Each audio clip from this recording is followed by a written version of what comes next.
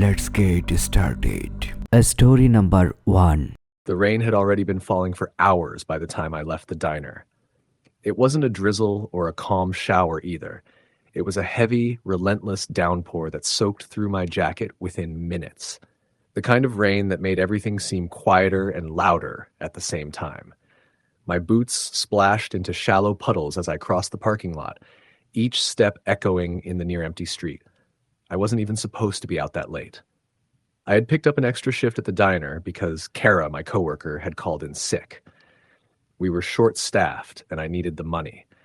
It was a 20-minute walk from the diner to my apartment through a mostly wooded back road, shorter than taking the longer sidewalk route that curved around the town center. I'd taken it dozens of times, even at night, and never once felt uneasy. But something about that night was different. The trees lining both sides of the path swayed in the wind, their branches creaking and groaning above. The rain slapped against the leaves like static noise, and the occasional flash of lightning lit up the path just long enough to remind me how alone I was out there. Still, I kept walking. My hands were buried deep in my pockets, shoulders hunched, head down.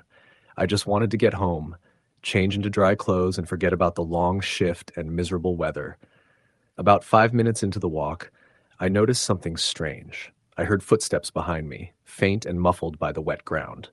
At first, I thought it was just the echo of my own movements or maybe an animal darting through the woods. But as I slowed down, the steps behind me slowed too. When I stopped, they stopped. I turned around. No one. The trail was empty, illuminated briefly by another flash of lightning. The trees on either side looked darker than usual, the branches reaching out like twisted arms. I called out, "Hello," trying to sound more annoyed than afraid. Nothing answered. I told myself I was being paranoid, that the rain was messing with my hearing. I picked up the pace, focusing on the lights of the distant houses that occasionally peeked through the trees. The wind picked up, and I started to feel colder than before, like the temperature had dropped sharply in just the last few minutes. Then I saw it, a man standing under the tree up ahead. He wasn't moving, just standing there, completely still, like he had been waiting. I stopped in my tracks. He was maybe 50 feet ahead, wearing a coat or maybe a long cloak, something dark that blended in with the night. The weirdest part was that he didn't seem to be bothered by the rain at all. He wasn't even trying to shield himself. He just stood there, arms at his sides, head tilted slightly down but turned toward me. I considered turning around and going back to the diner, but I didn't want to walk all that way again. Maybe it was just a homeless guy or someone who gotten caught in the rain. But something told me otherwise. My gut screamed at me to avoid him. I stepped off the path and into the muddy grass, giving him a wide berth as I tried to pass by. I kept my eyes on him the whole time, heart hammering in my chest. He never moved. I walked faster. But as soon as I passed him, I felt a sudden gust of wind slam into me, and with it, the unmistakable sound of footsteps, heavy ones, charging toward me from behind. I spun around. No one. The man was gone. My breath caught in my throat. There was nowhere he could have run to. The trees were dense, and the mud made it hard to move quickly. I backed away slowly, scanning every shadow. That's when I heard something else. Whispering.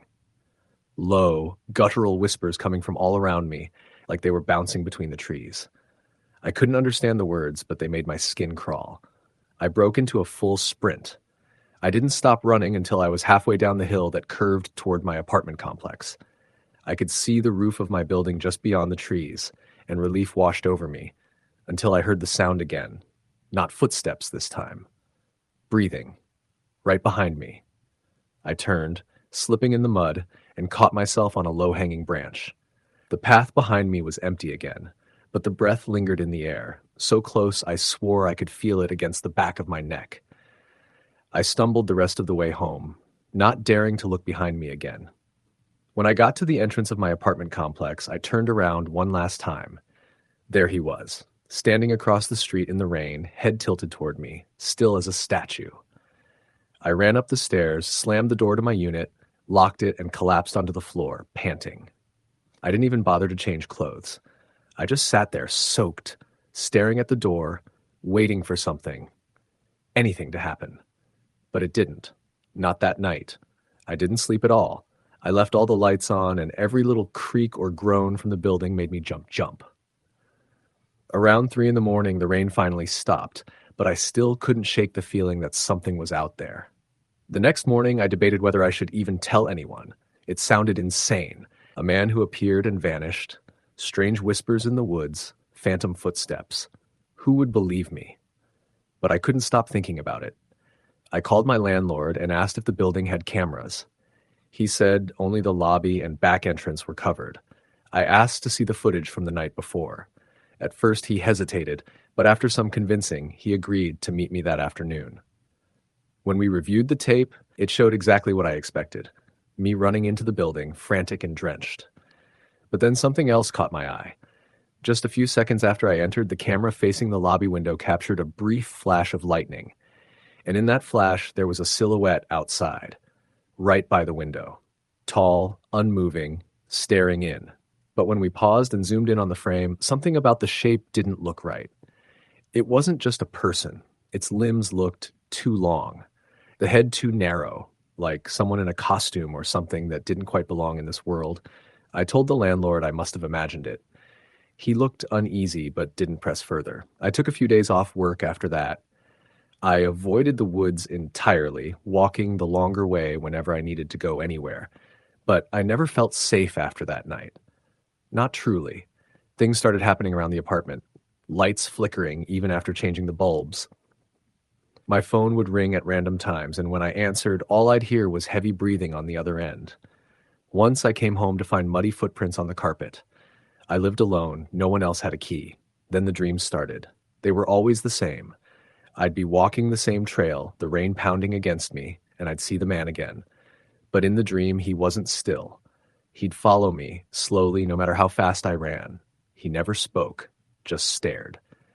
And in every dream, I'd eventually trip, fall, and turn to see him standing over me, arms reaching out, and I'd wake up. I thought maybe I was having a mental breakdown, that the stress was getting to me. But then I found something one morning that proved I wasn't imagining it. On my kitchen table was a soaking wet photograph. I hadn't printed anything. I didn't even own a printer. The photo was old, black and white, faded around the edges. It showed a group of people standing in the woods. All but one of them were smiling. In the back, partly obscured by the trees, was the same man I'd seen that night. Same coat, same posture. I dropped the photo, heart racing, and backed away. I burned it in the sink. The dreams didn't stop. The last straw came 2 weeks later. I had just gotten home and was unlocking my door when I felt something move behind me. I turned, and in the hallway light saw a long, wet hand slowly pull back around the corner of the wall. The same black fabric as the man's coat was dragging on the floor. I didn't wait. I left everything behind. My clothes, my lease, even my phone, and went to stay with my sister in another town. I didn't tell her why at first. I just said I needed a change of pace. It took weeks before I could sleep normally again. I checked in with old neighbors and coworkers later. No one else had seen the man. No one else reported anything strange. I've never gone back. But every now and then, when it rains, hard and cold like that night, I'll catch something in the corner of my eye. A shadow, a shape, watching, waiting. Story the end. Story number 2. It had been a long, grueling day of work, and despite the rain pouring down in sheets, Joe was eager to get home. He'd spent the last 10 hours at the construction site, helping finish up a project that had been behind schedule for weeks. His muscles ached, and his mind was already focused on a warm shower and a cold beer. The drive home, however, was anything but easy. The storm had intensified in the last hour. The windshield wipers were barely keeping up with the downpour, and the visibility was practically non-existent. Joe had driven this stretch of road hundreds of times before, but tonight, with the rain blurring everything, it felt as if the road was alive, twisting and turning in ways he didn't remember. He glanced at his phone. There was no service. He was in one of those dead zones, miles away from the nearest town. His headlights barely illuminated the road ahead as he pushed through the rain, the tires humming against the slick asphalt. The countryside was dark and empty, with nothing but trees and the occasional abandoned house dotting the landscape. The farther he went, the more isolated he felt, a familiar unease settling into his chest. That's when he saw it. a figure standing by the side of the road. Joe's heart skipped a beat. He slowed the car, squinting through the downpour. It was a woman wearing a thin white dress, completely drenched from head to toe. Her hair clung to her face, hiding her features, and she was standing perfectly still, staring at the road. He was about to pass her when something made him stop. Maybe it was the way she stood so motionless, or the fact that she didn't even seem to acknowledge the rain. Joe's instincts told him to keep going, but against his better judgment, he rolled down the window. "Hey, are you okay?" he called out over the sound of the storm. The woman didn't respond. She didn't move a muscle. Joe hesitated. Should he get out and offer help? He glanced around, noticing that there were no other cars, no signs of civilization for miles. The feeling of unease deepened. He reached for his phone again, but the screen remained dark, no signal. His fingers trembled slightly as he pulled the car back onto the road. Just as he was about to accelerate, a knock came from the passenger side window. Joe's blood froze. He whipped his head toward the sound, but no one was there. The rain beat relentlessly against the glass, but through the mist, he thought he saw something. A shadow, maybe. He strained his eyes, but there was nothing. He shook his head, trying to shake off the growing sense of dread. He didn't know what was happening, but he wasn't about to stick around to find out. Just as he drove off, though, he saw something out of the corner of his eye. Movement. The woman. She was standing in the middle of the road now, staring directly at his car, her face hidden by wet strands of hair. Joe slammed on the brakes, heart racing. He wasn't sure what to do, turn around, drive past, or stop entirely. But before he could make up his mind, the woman began to walk toward him. Slow, deliberate steps. There was something unsettling about the way she moved. Unnatural, stiff, as though she wasn't quite right. Joe's hand hovered over the gear shift, unsure whether to speed up or stay frozen in place. The woman was getting closer, her feet making no sound against the wet pavement. "Jesus Christ," he muttered under his breath. He wasn't sure what was worse, the fact that she was walking toward him, or the fact that her eyes, he could see them now, wide and black, were fixed on him. He had to get out of there. The engine roared to life as he floored the gas pedal, the tires skidding on the wet road as he swerved around the woman. He didn't dare look in the rearview mirror, but something told him she was still there. Watching. The storm seemed to grow louder, more oppressive, as the headlights cut through the rain, illuminating the road ahead. But the farther he drove, the more the feeling of being watched grew. It was as if the woman's gaze was still with him, her presence lingering in the air. He glanced at the clock on the dashboard. It was nearly 11 p.m. He just needed to get home, lock the doors, and forget this whole thing. The drive seemed to stretch on longer than it should have, the storm making everything feel disorienting. His headlights barely cut through the rain, and every bend in the road seemed to come out of nowhere. His knuckles were white as he gripped the steering wheel, his eyes darting nervously from side to side. That's when he saw it again. The woman. She was standing by the road once more. Joe's stomach dropped, and he slammed on the brakes again, skidding to a stop just inches from her. His heart pounded in his chest as he stared at her figure in disbelief. How was she here? How had she gotten ahead of him? The woman didn't move. Her face remained hidden, her body unnaturally still. The rain fell harder, and for a long moment, neither of them moved. Joe's thoughts raced. What the hell was going on? Was this some kind of sick joke? Some prank? No. It couldn't be. His mind raced with possibilities, none of which made any sense. And then, as if the storm wasn't enough, a loud, deafening crash came from behind him. He spun around in his seat, his heart leaping into his throat. A car. A large, dark shape speeding toward him, headlights blinding in the rain. Joe's eyes widened as the car came barreling down the road, its tires screeching as it swerved toward him. Panic surged in his chest. He had to move. Now. He threw the car in reverse, slamming his foot on the gas pedal, but the truck behind him didn't slow down. It was too close. In a split second, the truck rammed into the rear of his car, sending it spinning out of control. Joe's heart lurched as his car skidded across the wet road, tires screeching. He fought to regain control of the wheel, but the car wasn't responding.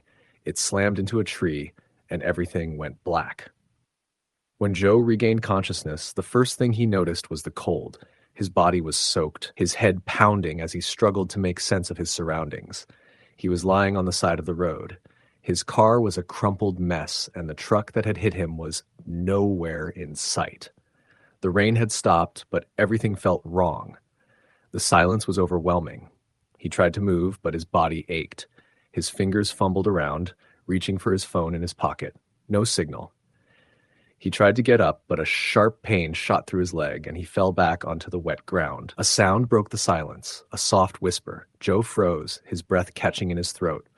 It was her, the woman. She was standing over him now, her wet hair hanging in front of her face, her eyes wide and unblinking. "Help me," she whispered. The voice was faint, distorted, but unmistakable. "Please," she continued, "I need you to help me." Joe's heart hammered in his chest, and every instinct told him to run, but his body wouldn't move. He couldn't look away from her. She stepped closer. Her breath was cold, her presence suffocating. "I've been waiting for you," she said, her voice now louder, more urgent. Joe tried to scream, but no sound came out. The woman reached down and touched his face, her fingers ice cold against his skin. And then, with a violent jolt, Joe was ripped away from the ground. The last thing he saw before everything went black was her smile. A twisted, unnatural grin stretched across her face, her eyes now completely black. Story the end. Story number 3. The night had fallen thick and heavy, and the rain had started hours ago. It was the kind of storm that seemed to have no end in sight, and as Kyle drove home from his late shift at the factory, he couldn't help but feel a sense of unease. The road ahead was barely visible, shrouded by sheets of water that lashed at his windshield, and the occasional flash of lightning illuminated the otherwise pitch-black sky. He had always disliked driving in weather like this. The visibility was terrible, and the roads were slick with water that made every turn feel like it could be his last. But the factory was an hour's drive from home, and there was no avoiding the trek. He gripped the steering wheel tighter, trying to stay alert. He'd made this drive dozens of times, but tonight it felt different. Maybe it was the rain, maybe the strange feeling in his gut, or maybe it was just the isolation of being on a rural highway with no one else in sight. Kyle had lived in the outskirts of town for a few years now, a small house tucked away near the woods, far from the nearest neighbor. He liked the quiet, the solitude, but there were times when that isolation felt oppressive, like the walls of the forest surrounding him were closing in. As he turned onto the long stretch of road that led to his house, the unease he felt grew stronger. The headlights illuminated the rain-slicked pavement, casting eerie reflections of the trees that loomed on either side. The road was narrow, with dense woods on one side and a steep drop-off on the other. The rain drummed heavily on the roof of his car, and the occasional flash of lightning made the world look like a twisted reflection in a broken mirror. It was so quiet, the kind of silence that pressed against your ears. He couldn't explain it, but something about tonight felt off. His hands were clammy, and his thoughts were racing. The storm had picked up, the wind now howling through the trees, the branches swaying dangerously close to the road. As he glanced in the rearview mirror, his eyes caught a glimpse of something. A figure, a person, standing in the middle of the road. Kyle's heart skipped a beat. It was hard to make out the details at first. The figure seemed to be standing motionless, that drenched from head to toe, completely unaffected by the torrential downpour. A person, dressed in dark clothes, their bodies silhouetted against the dim light of the headlights. He slammed on the brakes, his tires screeching on the wet road as he came to a sudden stop. The figure didn't move. It stood there, as if waiting for something. Or someone. For a moment, Kyle just sat there, staring at the figure. His first instinct was to keep driving, to ignore it and move on. But something stopped him. It could have been the fact that it was late, or that there was no one else around for miles, or maybe it was just the strange feeling that had been building inside him ever since the storm started. Whatever it was, it compelled him to get out of the car. He grabbed his flashlight from the glove compartment and opened the door, wincing as the cold rain instantly soaked him to the bone. He shined the beam of light toward the figure. "Hey," he called out. "Are you okay?" The figure didn't respond. Kyle stepped cautiously toward it, his boots splashing in the growing puddles. The closer he got, the more he could make out of the person. It was a man, or at least it looked like a man. But something about him was wrong. His posture was stiff, unnatural. His head was tilted slightly to one side, as though he was listening to something just out of earshot. His clothes were dark and soaked through, sticking to his body, but it wasn't the wetness that caught Kyle's attention. It was his face. His face was pale, almost as if he hadn't seen the sun in years. His eyes were wide open, unblinking, staring ahead into the distance, completely vacant. Kyle's breath caught in his throat. This wasn't normal. Something was terribly wrong. He stepped back. "Hey, you need help?" he called again, his voice shaking more than he intended. The figure didn't move. He felt his pulse quicken, anxiety surging in his chest. The rain pelted down harder, but it was the silence that unnerved him the most. The figure, despite being right in front of him, gave off an eerie stillness, as though it weren't even alive. Before he could take another step, the wind howled louder, whipping through the trees, and something shifted. The figure turned its head slowly, its eyes still staring straight ahead and its lips parted, revealing a faint, unsettling grin.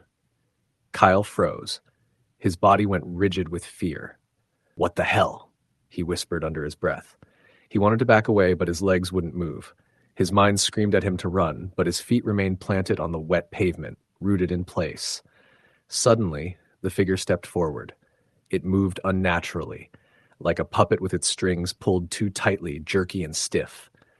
Kyle felt his stomach drop as the figure closed the distance between them in mere seconds, its eyes never leaving him, its grin widening. "Stop!" Kyle shouted, instinctively holding his ground, though his voice trembled. The figure didn't listen. It continued moving toward him, its steps rapid and unnerving. Kyle stumbled backward, the flashlight slipping from his hand and falling to the ground with a dull thud. He reached for his car door, fumbling for the handle, but before he could get a grip, a freezing cold hand gripped his arm. Kyle gasped, his breath catching in his throat as the icy fingers dug into his skin. He spun around to face the figure, his heart pounding in his chest. "Let go of me," he yelled, pulling with all his strength, but the grip was unyielding. It was like the man's hand had fused with his skin, impossibly strong. He was about to scream again when he heard a voice, not from the figure, but from behind him. "Leave him alone!" Kyle whipped around in shock. A woman. She was standing in the rain, only a few feet away, her silhouette barely visible through the sheets of water. Her clothes were soaked and her face was obscured by her long, wet hair, but she was moving toward him with purpose. The figure let go of his arm suddenly and stepped back, its vacant eyes locking onto hers. "You shouldn't be here," the woman said softly, her voice almost drowned out by the storm. Kyle, his heart still racing, struggled to comprehend what was happening. Who was this woman? Why had the figure let go of him? "You need to leave. Now," the woman insisted, her voice more forceful this time. Her eyes, although partially hidden by her hair, were wide with fear. Kyle didn't wait for a second invitation.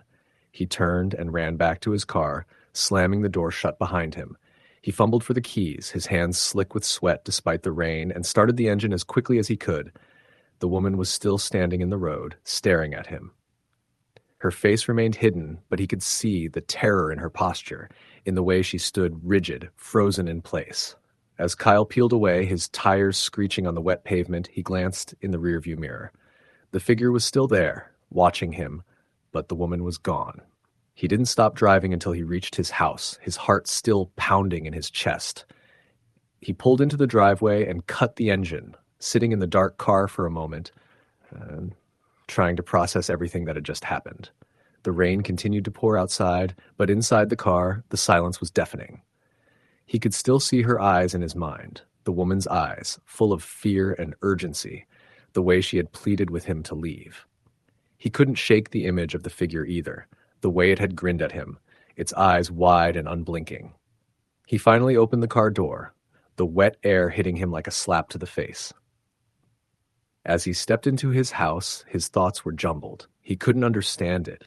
Had it all been a hallucination, a trick of the mind brought on by the storm, or had something far more sinister been watching him tonight? As he locked the door behind him, he caught a glimpse of something through the window, a shadow moving in the rain. Story the end. Story number 4. The night the rain came down like that, I never expected it to be the one that changed everything. It wasn't just the downpour or the thunder that rumbled like the world was about to split in two. It was everything. The silence that lingered before the storm, the smell of wet pavement and earth, the eerie stillness that hung around my house, and the shadows that seemed to stretch longer than usual.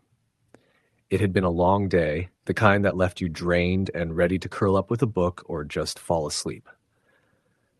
I had spent most of it running errands around town, picking up groceries and taking care of the small things that always piled up. When I finally made it home, the storm was already starting to pick up, and I was grateful to be inside, away from the wind and rain. My house sat on the edge of a small town. It wasn't in the woods, but it might as well have been. The streetlights flickered often, and the houses on my block were spaced out enough that you rarely saw a neighbor unless they were working in their yard. It was a quiet place, and most people minded their own business. I liked it that way. The last thing I wanted was to be surrounded by people all the time. That evening, after I'd put away my groceries, I decided to call it an early night. The rain outside had picked up, and the wind was howling against the windows. I settled into the couch with a book, my only company, the crackling sound of the storm. The lights flickered once, but that was nothing new. Storms like this often made the power unstable. I was halfway through the chapter when I heard something that stopped me cold. A soft knock at the door. I wasn't expecting anyone, and I hadn't heard a car pull up, but maybe it was a neighbor who needed something. I set my book down and stood up, making my way toward the door. The rain was so loud outside now that I could barely hear anything else, but I could feel the weight of the storm pressing down on the house. As I reached for the handle, I hesitated for a moment. Something about it didn't sit right with me. I opened the door a crack. There was no one standing on the porch. I blinked, confused. I looked around, but there was nothing. Just the rain pounding the ground, the occasional flash of lightning illuminating the street. I stepped out onto the porch, squinting through the darkness. "Hello?" I called out, my voice swallowed by the storm. No response. I pulled the door shut, still unsure of what had just happened. It was probably just the wind. Maybe the door had blown, making it sound like a knock. Still, I couldn't shake the feeling that something was off. I checked the locks, triple-checked them, and then locked the door behind me again. Something about the way the night felt, the heaviness in the air, the way the storm raged outside, made me uneasy. I went back to the couch, but the nagging feeling stayed with me. I tried to ignore it, telling myself it was just the storm messing with my head, but that was when I heard the second knock. It was louder this time. I jumped, my heart racing in my chest. I stood up quickly, nearly knocking over my book, and made my way back to the door. My hand shook as I reached for the handle again, and I hesitated for a moment before opening it wide. The porch was empty. No one. I stepped outside, scanning the street again. My mind raced. There was no way someone could have gotten away that quickly, especially not with the rain coming down as hard as it was. I stood there, staring into the darkness, but there was nothing, no sign of anyone. I started to feel stupid. Maybe I was imagining things. I had to be. I closed the door behind me, but this time I locked it quickly, not bothering to double-check. The house felt too quiet, too still. I went back to the couch, but my thoughts kept drifting back to the knocks. Who would be out here in the storm? I looked out the window again, half expecting to see someone standing in the rain, watching me, but there was nothing, just the relentless downpour. Hours passed. The storm didn't let up. By now it was past midnight. The rain was deafening against the roof, and every gust of wind made the trees outside groan like they were about to break. I curled up in a blanket, telling myself that I was being ridiculous. And then I heard it again. This time, it was louder than before. 3 knocks, rapid and deliberate. I stood up, heart pounding in my chest, and moved toward the door without thinking. It didn't make sense. How could someone be out there? I hadn't heard a car, hadn't seen anyone walking down the street. I felt a cold sweat trickle down my back as I grabbed the doorknob. I wasn't sure if I should open it, but my hand moved of its own accord, and the door creaked open a few inches. There, standing at the edge of the porch, was a figure. A man. He stood in the rain, drenched, his face barely visible in the darkness, his body hunched against the wind. He wasn't looking at me, though. His head was tilted slightly to the side, His eyes focused on the ground in front of him. He didn't move, didn't say a word. I froze. "Can I help you?" I asked, my voice barely above a whisper. He didn't respond. The man's clothes were soaked, hanging off his body like he'd been standing out there for hours, but his expression was blank, the kind of expression that sent a cold shiver down my spine. It was as if he wasn't there at all, like he was, waiting. I took a step back, trying to think clearly. "Are you all right?" Still, nothing. He just stood there, motionless, staring at the ground. I slammed the door shut, my heart pounding, and locked it quickly. I backed away from the door, my mind racing. I couldn't explain what had just happened. There was something wrong with that man, something in his stillness, in the way he moved or didn't move. I knew I had to call someone, but my phone was upstairs, and I didn't want to leave the door. I didn't want to leave the house. Minutes passed. I kept glancing over at the door, half expecting it to swing open, but it stayed shut. The rain had slowed a little, but the wind picked up again, howling against the windows. I heard nothing except the storm. And then I saw it. Through the living room window at the edge of the porch, the man was standing there again. This time he was looking directly at me. My blood ran cold. I couldn't breathe. I couldn't move. He was so still, it was like he wasn't human. I don't know how to explain it, but there was something about the way he stood there, watching, that made me feel like I was going to be sick. He wasn't even blinking. I grabbed my phone and dialed 911, my hands shaking so badly that I almost dropped it. When the operator answered, I tried to explain, but I could barely speak.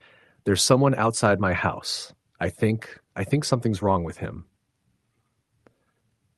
The operator assured me that help was on the way and told me to stay inside, keep the doors locked, and not to open the door for anyone. I did as I was told, but I didn't let my eyes leave the window. The man was still there. The rain had stopped by the time the police arrived. I heard their sirens in the distance, but by the time they pulled up in front of my house, the man was gone. I showed them the spot where he had been standing, but there was nothing. No sign of anyone. They looked around the property, but they couldn't find anything.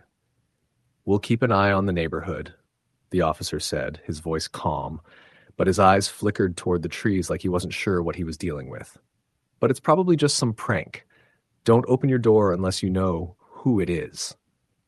I nodded numbly, feeling like I was losing my mind. But when they left, I stayed inside. I didn't leave the house again that night. I don't think I could have. The fear was too much. I locked every window, every door, and I didn't move until the sun came up. But something stayed with me. The way his eyes hadn't moved, the way he had stood there, as if waiting for something. I never figured out who he was or why he came to my door that night, and I've never forgotten how he looked when he stared into my window. I still hear the rain sometimes, pounding against the roof, and I swear I see shadows out of the corner of my eye. Sometimes I wonder if he's still out there, waiting. Story the end. Story number 5. It was just after midnight when I left the bar. The rain had been relentless all evening, a steady downpour that blurred the streetlights and soaked through my jacket within minutes of stepping outside. I had stayed longer than I intended, nursing a couple of beers while trying to avoid the gnawing feeling in my stomach. I should have been more responsible. There was work tomorrow. But the week had been long, and I needed something to take the edge off. The problem was, now I was drunk, wet, and facing a long, lonely drive back to my apartment. The city was empty. The streets were slick and quiet, the hum of the tires on the wet pavement, the only sound. I was about 15 minutes from home, but my car felt like it was going slower than it should have been, like the weight of the rain was holding it down. I'd taken this route countless times, but tonight it felt unfamiliar, like the world was just a little bit off. As I rounded a bend in the road, I saw something up ahead, just beyond the reach of the headlights. It was a figure standing in the rain. At first, I thought it was someone walking along the side of the road, but as I got closer, I realized it was far too still, too unmoving. A person doesn't stand out in the rain like that for no reason. I slowed down, my gut telling me something wasn't right. The figure was standing right at the edge of the sidewalk, perfectly still, facing the road. I couldn't make out any details at first. The rain made everything a blur, but as I got closer, I saw it was a man. His head was down, His body slumped as though he were exhausted. But there was something else, something that made the hairs on the back of my neck stand up. I pulled over to the side of the road, my tires splashing through puddles, and stopped a few feet away. The man didn't move, didn't even acknowledge the car. He was dressed in dark clothing, the kind of thing you wear when you want to blend into the night, but the rain made his appearance eerie. His clothes clung to his frame, soaked through, and his hair was plastered to his forehead. "Hey, are you okay?" I called out through the window, rolling it down a few inches. The man didn't respond. He just stood there. "Hey!" I shouted again, a little louder this time. Nothing. I felt a strange compulsion to get out of the car and approach him. I knew it was a bad idea, but I couldn't help myself. There was something about the way he stood there, motionless, that made me feel like I had to help him. I grabbed my umbrella from the back seat and opened the door, the rain immediately hitting my face as I stepped out. The air was thick, heavy with moisture, and the sound of the rain falling around me seemed to swallow all other noise. I walked toward the man, each step feeling heavier, as if the world itself was trying to keep me from getting closer. The man still didn't move. Now that I was only a few feet away, I could see him more clearly. His face was pale, the skin stretched thin over his bones like he hadn't eaten in days. His eyes were wide open, but they didn't seem to focus on anything. His mouth was slightly open, as though he was about to speak, but no sound came out. "Are you all right?" I asked, my voice quieter now, almost unsure. He lifted his head slowly, his eyes never leaving mine. The air between us grew colder, and for a brief moment I thought I saw something flicker in the shadows behind him, a movement, a shape. But when I looked, there was nothing there. Then in a voice barely above a whisper, the man said, "He's coming." I froze, unsure of how to respond. The words hung in the air, a chill crawling down my spine. Before I could ask what he meant, the man turned his head toward the street and muttered something under his breath. I followed his gaze, but all I saw was the rain-soaked road ahead, dark and empty. There was no one else in sight. I turned back to him, but by the time I did, he was gone. Just gone. I blinked, my heart racing as I scanned the road. No footsteps. No signs that he had moved. Nothing. The man had vanished as quickly as he had appeared. The air felt heavier now, thicker, and I couldn't shake the feeling that something was wrong. I returned to my car, my hands trembling as I fumbled with the door handle. I slammed it shut behind me and started the engine, my mind racing. Had I imagined the whole thing? Was I still drunk? I tried to shake it off, but the feeling of unease stuck with me, gnawing at the edges of my thoughts. The drive home should have been uneventful, but something was off. The rain was coming down harder now, and the windshield wipers barely kept up with the downpour. The streets seemed emptier than usual, the buildings and trees around me obscured by the mist and the shadows. It felt like I was driving through a dream, or maybe a nightmare.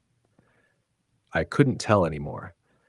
As I passed through a particularly dark stretch of road, the headlights caught something in the distance, something that shouldn't have been there, a figure standing by the side of the road, just like before.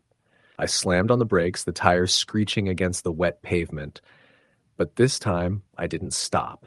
I couldn't. Something deep inside me told me not to. I floored the accelerator and sped past the figure, heart pounding in my chest. I dared a quick glance in the rearview mirror, but the figure wasn't there. I didn't slow down. I didn't stop to check. I just kept going, pushing the car faster, the rain pelting against the windows like 1,000 tiny hammers. It was then that I heard the sound. A knock. 3 slow, deliberate knocks on the back window. I whipped my head around, but the back seat was empty. The knock came again, louder this time. Then a voice. "It's him." I froze, my blood running cold. The voice was faint, but it was there, coming from the back seat as if someone was whispering right next to me. I turned again, but no one was there. The back seat was empty, just like it had been before. But then I saw something in the rearview mirror. A shadow. A shape. Someone sitting in the back seat, their face obscured by the darkness. I didn't hesitate this time. I threw the car into park and jumped out, running into the pouring rain without a second thought. I didn't care about anything anymore. I had to get away. I had to escape whatever was chasing me. I ran and ran through the rain and the wind, not stopping until I was far enough from the car to feel the weight on my chest ease. That was 2 weeks ago. I've been staying with a friend since then, not daring to go back to my apartment. I've tried to tell myself that it was just the stress, the drinking, the weather, but deep down I know it wasn't. The knocks on the window, the voice, the figure. And the worst part, every time it rains, I hear the knocks again. A constant, slow rhythm, like someone's waiting for me, like they're getting closer. I don't know what happened that night, but I can't shake the feeling that something is still out there, watching me, waiting for the right moment. And I know that one day, when I least expect it, I'll hear those knocks again. Story the end. Story number 6. The storm had come out of nowhere. I had been working late that evening, the office nearly empty, save for a few other stragglers who were in the same boat. By the time I packed up my things and walked to my car, it was already dark. The sky was heavy with clouds, and I could hear the faint rumbles of thunder in the distance. I'd glanced at the weather forecast earlier in the day, but it didn't mention anything about a storm. That's how it usually went in the city, right? You didn't think much about the weather until it was too late. The rain started just as I reached my car. The first drops fat and heavy, hitting the pavement with an almost rhythmic sound. By the time I pulled out of the parking lot, the drizzle had turned into a downpour and the streets began to empty.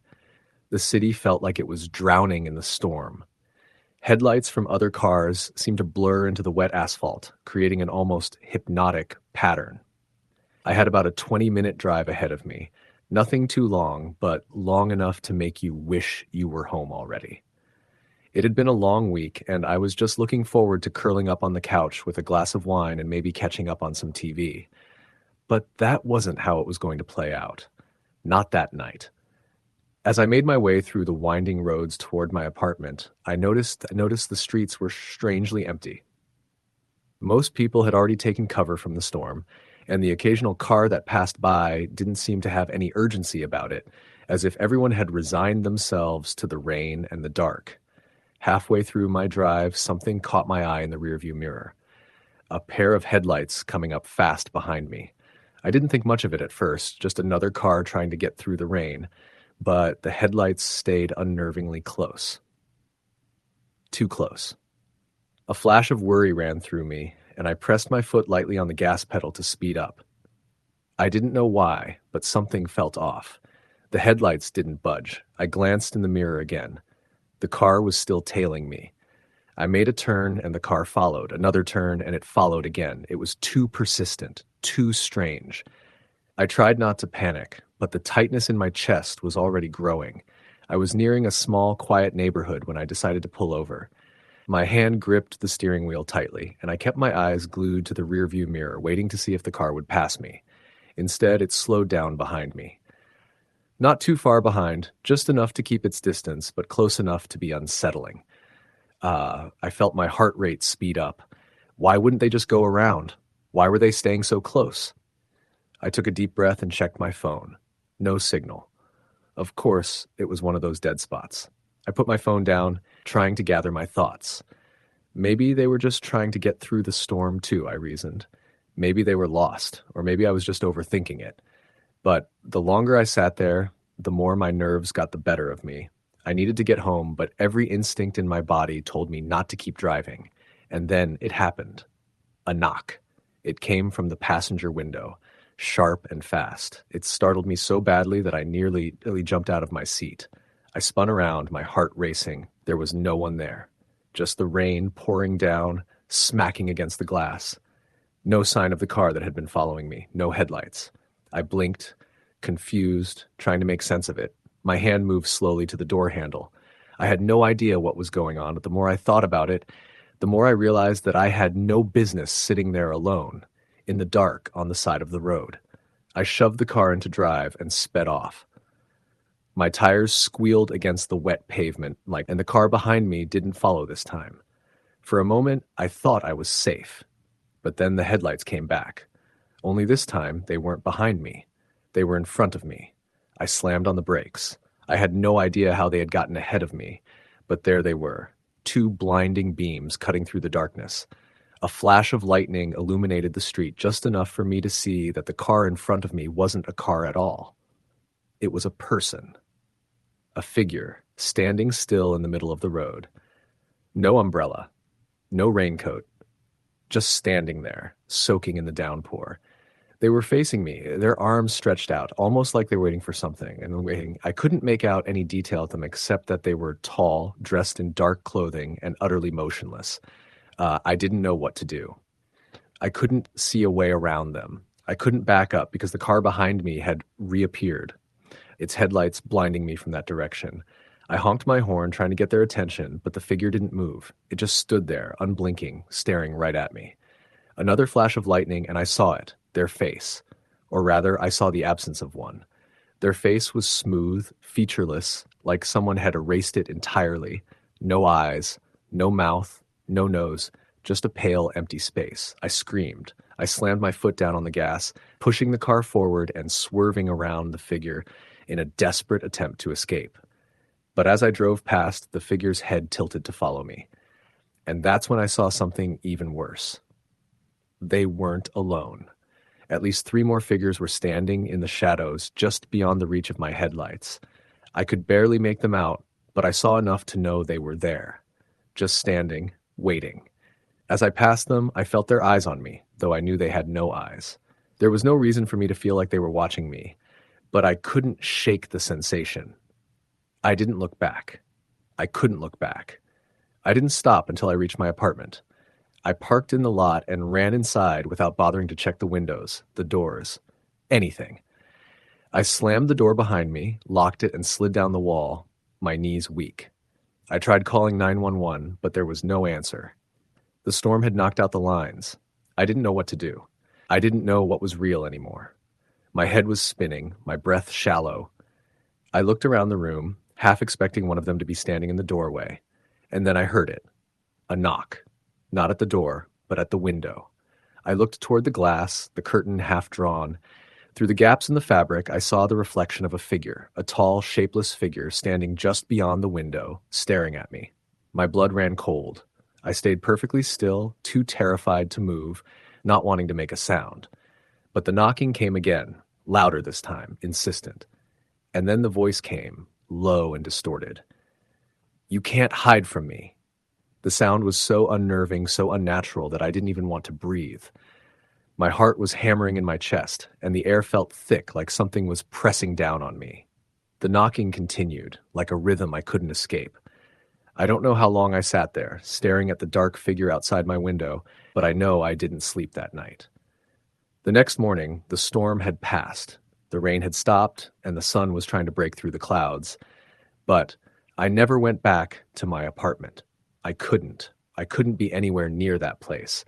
I moved out within the week, found a new apartment in another part of the city, far away from that street. I've told people about that night, about the faceless figures, but most of them think I'm just a victim of a bad storm. But I know what I saw, and every time it rains, I wonder if they'll find me again. Story the end. Story number 7. The storm had started as I was finishing my shift at the small diner just off the highway. I worked late hours, usually until midnight or sometimes even later, but tonight it seemed like the weather was determined to send everyone home early. The usual crowd was gone, and I was left with the last 2 customers. A tired trucker in a worn-out leather jacket and a young couple who barely spoke to one another, their faces lit up by their phones. I didn't mind the quiet. I liked it. It was a rare moment to gather my thoughts. I wiped down the counter, washed some dishes, and glanced out the window. The rain was coming down hard, streaking across the glass, and the wind howled outside, pushing the trees against the diner's siding. It wasn't a surprise. Weather in this part of the state was notoriously unpredictable.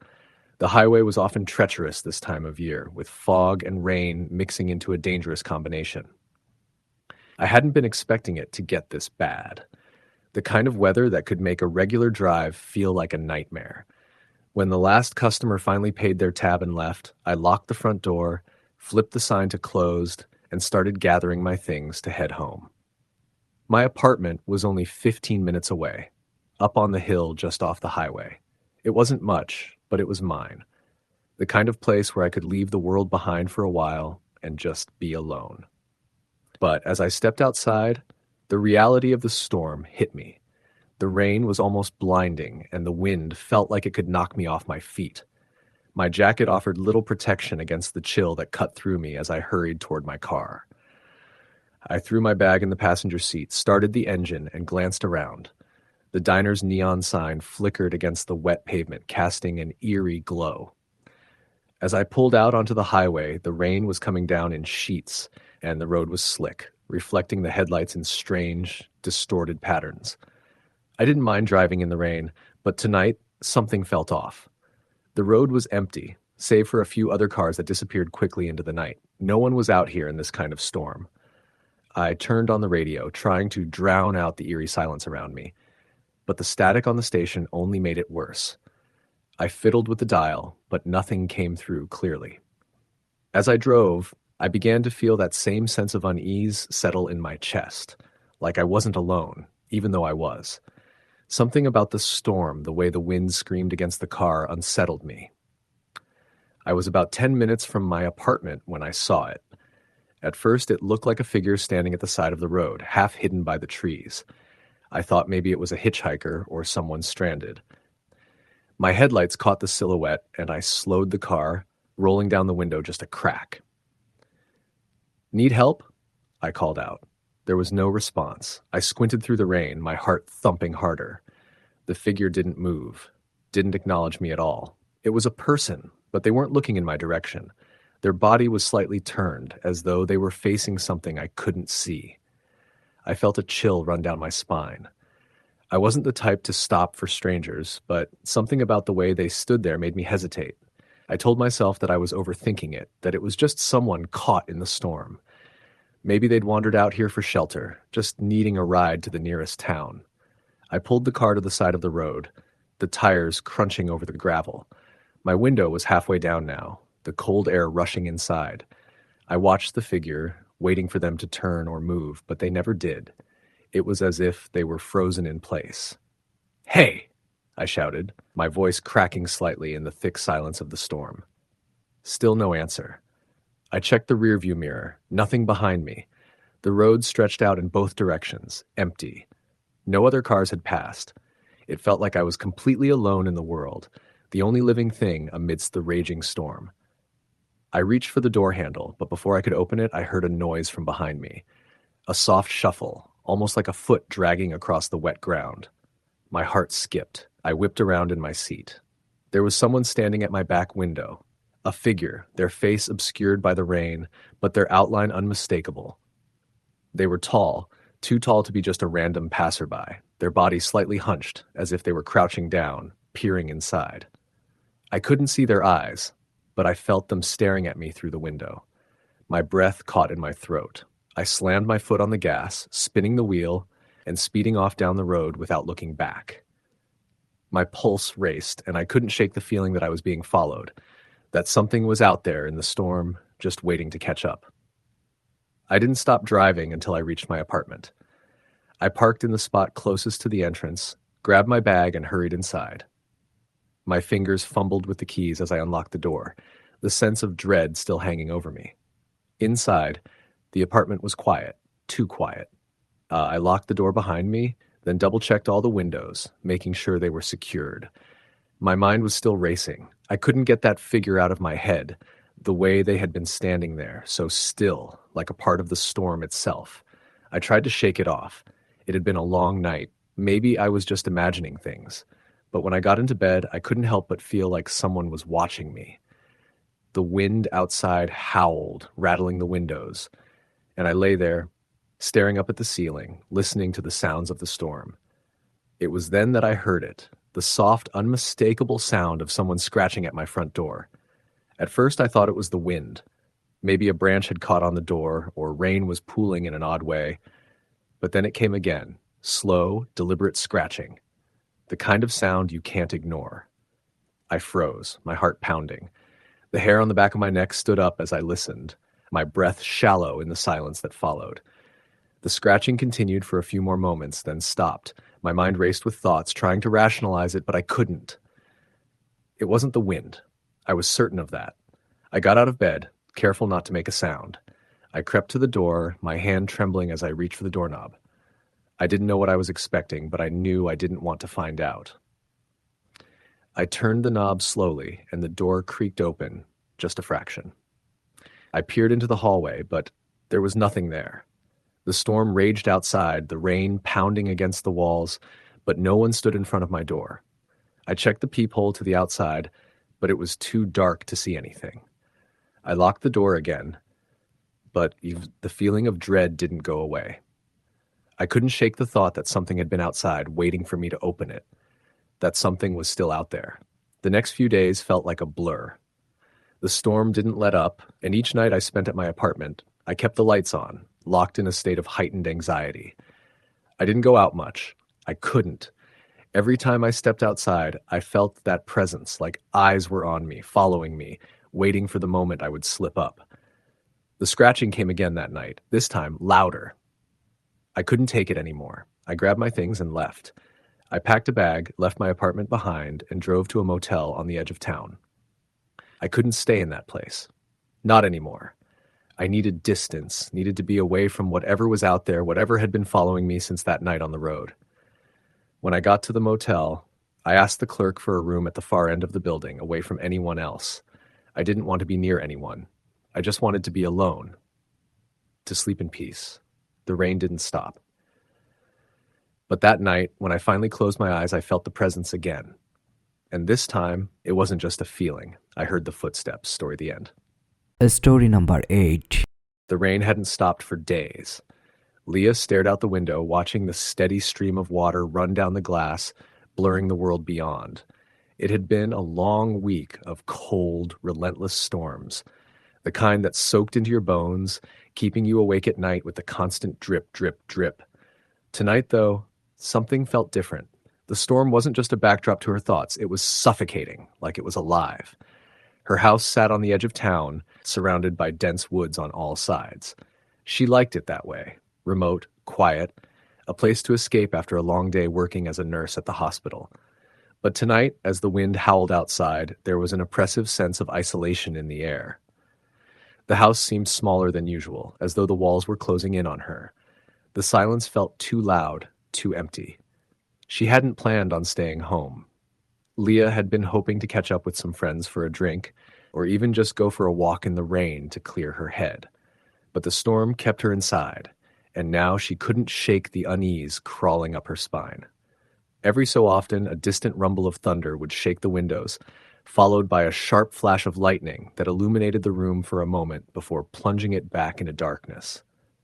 The power flickered. Then it went out completely. Leah sighed, reaching for the flashlight she kept on the kitchen counter. It wasn't a surprise. The storms often knocked out power around here, but that didn't make it any less frustrating. She grabbed the flashlight, flicking it on, and started walking toward the basement to check the fuse box. The stairs creaked beneath her feet, each step amplifying the eerie silence of the house. The basement was cold, damp, and smelled faintly of mildew. Leah's footsteps echoed against the concrete floor as she walked past old boxes and shelves, finally reaching the fuse box. She flipped it open, scanning the circuit breakers. The main switch was off, likely triggered by the power surge from the lightning strike. She flipped it back on, hearing a faint click as the lights in the basement flickered on. Relieved, Leah turned to head back up the stairs. But just as she placed her hand on the banister, she heard a noise from somewhere in the house, a soft thud, like something falling. Her heart raced. She froze. The house was old, and sometimes the wood settled or creaked. But this didn't sound like that. It was deliberate, as if something or someone had moved in the house. She strained her ears, trying to pinpoint the source. The sound was followed by another, this one louder, more distinct. A door opening. Leah's mind raced. She was certain she had locked all the doors before she'd come down to the basement. She hadn't seen anyone, hadn't heard anything, but that sound, it was unmistakable. She crept toward the stairs, her breath shallow, straining to listen. The thuds continued, faint but clear now. Someone or something was moving around upstairs. Her mind spun with possibilities. It could be an intruder, though that seemed unlikely. This wasn't the kind of neighborhood where break-ins were common. Still, she wasn't about to take any chances. She reached for the flashlight, holding it in front of her like a weapon. and started moving up the stairs. As she reached the top, she paused, listening carefully. The sounds had stopped. The house was still again, save for the distant rumble of thunder. Leah's pulse hammered in her ears. She took a few tentative steps forward, her breath quickening, her feet light on the creaky floorboards. The hallway stretched before her, dark and empty. She had to force herself to walk, every nerve in her body screaming at her to turn around, to leave, but she pushed forward. She couldn't explain why, but she felt as though she had to find the source of the noise. The bathroom door stood ajar at the end of the hallway, and Leah's heart skipped a beat. The door hadn't been open when she had come downstairs. She was sure of it. She moved closer, each step slow and deliberate. Something felt wrong. She stood in front of the bathroom, shining the flashlight inside. The light bounced off the mirror, and for a second, she thought she saw a shadow dart across the floor. Her stomach flipped. She hesitated, but then pushed the door open further. The bathroom was empty. The faucet was dripping steadily, echoing through the quiet house. There was no sign of anyone or anything inside. A sigh of relief escaped Leah's lips, but it was short-lived. As she turned to leave, her eyes caught something on the floor near the sink, something that hadn't been there before. A small puddle of water. It wasn't from the sink. Her pulse quickened again as she crouched down, flashlight trembling in her hand. The water wasn't just from the dripping faucet. It was fresh, still wet. She reached down to touch it, her fingers brushing the surface. It was cold. A noise behind her made her whip around. Someone was in the hallway. Leah's heart leaped into her throat. The footsteps were quiet, but they were getting closer, approaching the door with slow, deliberate steps. She backed into the bathroom, clutching the flashlight like a lifeline, her breath coming in quick bursts. The footsteps stopped just outside the bathroom door. Leah's hand trembled as she gripped the doorknob. She didn't dare move. She didn't dare make a sound. The air in the house felt thick, suffocating, as though it was holding its breath along with her. Then came the whisper, a low, guttural sound like someone trying to speak through a mouthful of water. The words were unintelligible, but the tone was unmistakable. It was a warning, a plea. Help me. The voice sent a chill down Leah's spine, and her blood ran cold. The whisper seemed to come from the hallway, just outside the bathroom, but there was no one there. Who's there? Leah called, her voice shaky but firm. What do you want? The only response was silence. A long, oppressive silence. She waited, her body rigid with fear, until she could take it no longer. She had to know. She had to see. With a sudden burst of courage, Leah pushed open the bathroom door, her flashlight sweeping across the hallway. Empty. There was no one there. No one in the hallway. No one behind her. But the feeling of being watched didn't go away. In fact, it grew stronger, more intense. Her flashlight flickered, then went out. The darkness seemed to close in around her. Leah's breath was shallow now, panic clawing at her chest as she fumbled for the batteries. Her mind raced, and she couldn't shake the feeling that something was wrong. Horribly wrong. And then, just as she was about to reach for the light switch, a cold hand clamped around her wrist. She screamed. The hand was ice cold, the fingers pressing down with unnatural strength. Leah spun around, her body crashing into the wall. Her heart pounded in her ears and her mind raced. She tried to pull away, but the grip was too tight. Please, the voice whispered again, this time closer, clearer. Help me. Leah's eyes darted around the hallway, the darkness suffocating her. And then she saw it. A figure, standing in the shadows, its face pale and distorted, its eyes wide and empty. The figure was hunched, twisted, its body unnaturally thin, the skin almost translucent. It wasn't human. Leah's heart stopped. The figure began to move toward her, its movements jerky and unnatural. The voice, the whisper, grew louder, more desperate. She screamed again, pulling at her wrist, but the hand was unyielding. The figure took another step forward, and then, just as suddenly as it had begun, everything went dark. Leah woke up on the floor, disoriented and cold. Her wrist ached, and her body felt heavy as though it had been dragged. The rain still hammered against the windows, the storm still raging outside, but the house was silent now, completely silent. She stood up, her legs shaky. She was alone, but she wasn't alone. The figure had been there. Leah turned toward the hallway, her heart still racing, her mind struggling to make sense of what had just happened. The figure, the voice, it had all been real. She knew it had. And now the house felt different. It felt alive. It felt like something was waiting. Story the end. Story number 9. The storm was brutal that night, the kind of storm that hits suddenly with no warning. I was home alone, something that I had grown used to over the past few months since my wife had gone on her extended business trip. It wasn't an uncommon occurrence for me to spend time on my own, and I enjoyed the solitude. But that night, as the wind howled outside and the rain slammed against the windows, I felt the creeping unease that seemed to always come with storms in the middle of nowhere.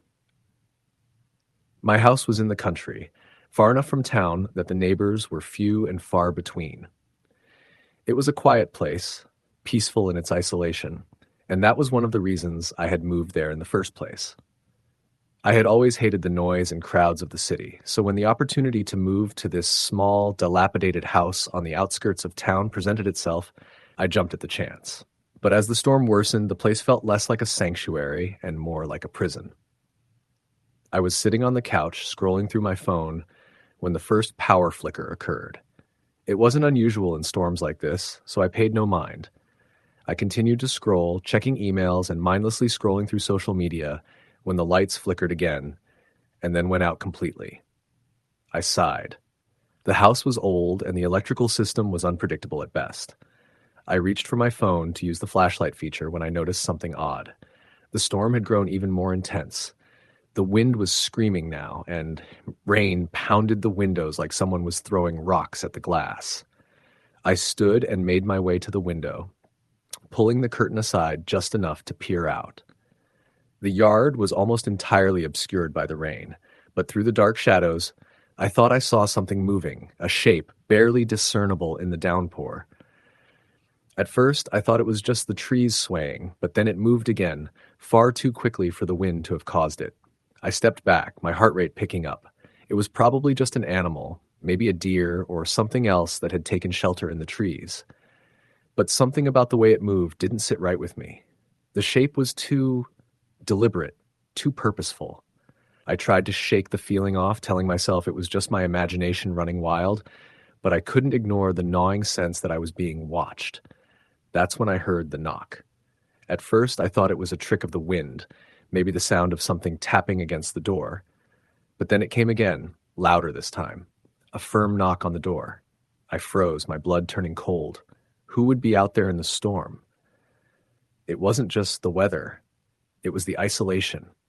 My house was far from the main road, and there weren't many people who lived this far out. The idea of someone being out there in this kind of weather seemed almost impossible. I glanced at the door, my mind racing. What if it was just someone in trouble, seeking shelter? What if it was someone who needed help?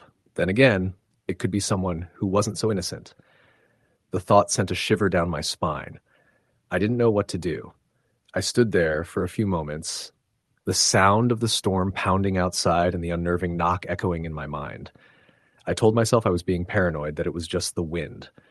But the knock came again, and this time it was followed by a faint, low voice. "Hello?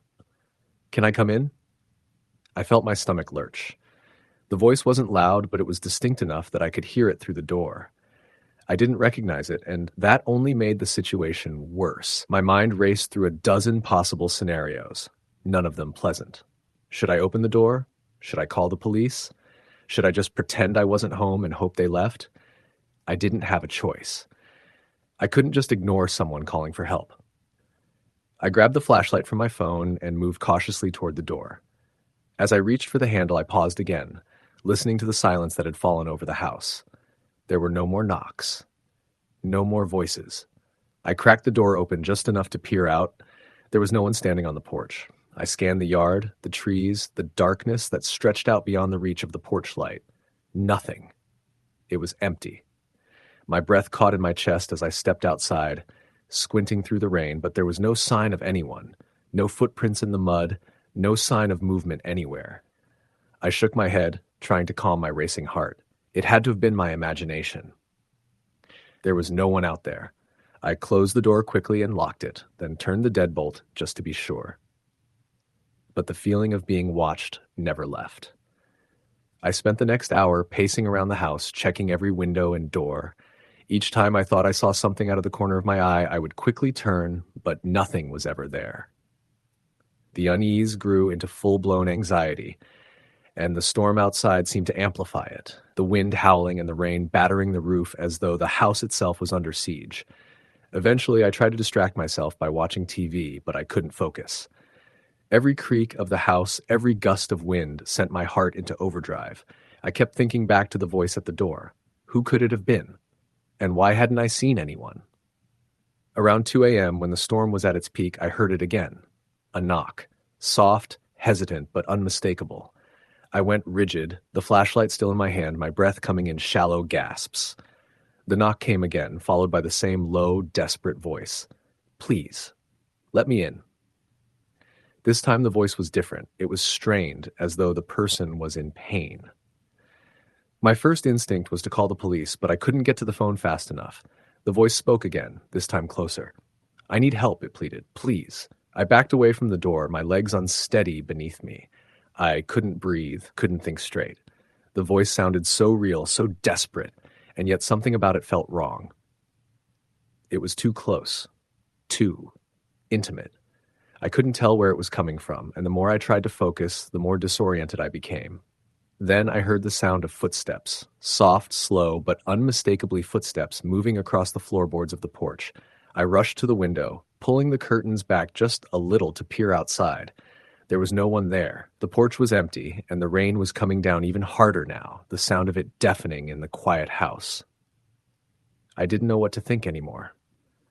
Maybe it was just the storm playing tricks on me, but the feeling of dread that clung to the air wasn't something I could easily ignore.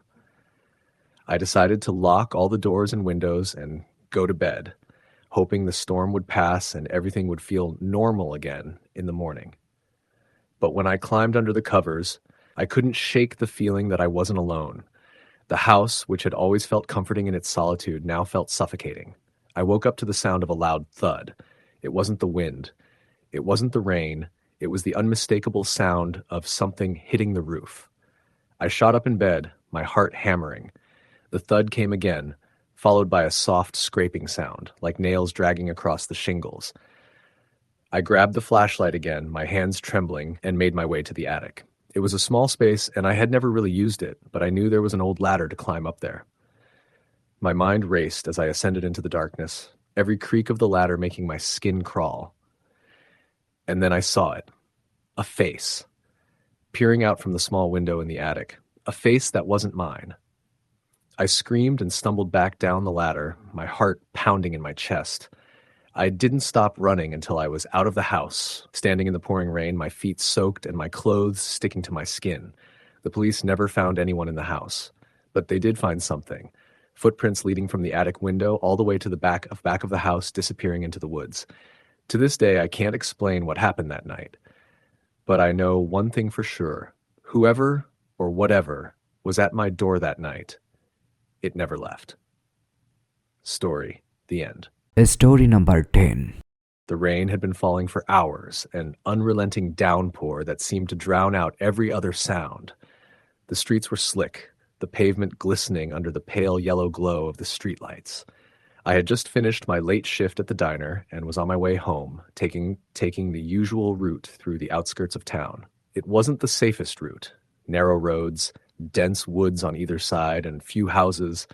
But it was faster, and at that hour, there was nobody else on the road. The windshield wipers worked overtime, their rhythmic swish a constant background noise. My tires splashed through the puddles, and the only other sounds came from the distant rumble of thunder. I hadn't been feeling great all day, just a dull headache, a vague sense of unease. But as I drove through the dark, empty streets, I pushed those thoughts aside. It had been a long shift, and all I wanted was to get home. I was about 5 minutes from my house when I noticed a figure standing by the side of the road. At first, I thought it might be an illusion. Maybe the rain was playing tricks on my eyes.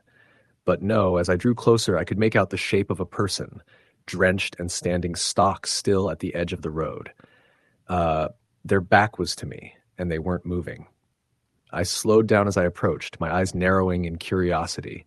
It wasn't uncommon to see someone stranded on the side of the road, especially after a heavy rainstorm, but something about this figure made me hesitate. There was no car in sight, no sign of a breakdown. The person just stood there, motionless. I pulled over, my heart picking up speed. The car's headlights illuminated the figure's back, and I couldn't make out any details beyond the outline of a person in a dark jacket hunched against the rain. For a moment, I considered driving away. Something felt off, but I couldn't just leave them there. Could I?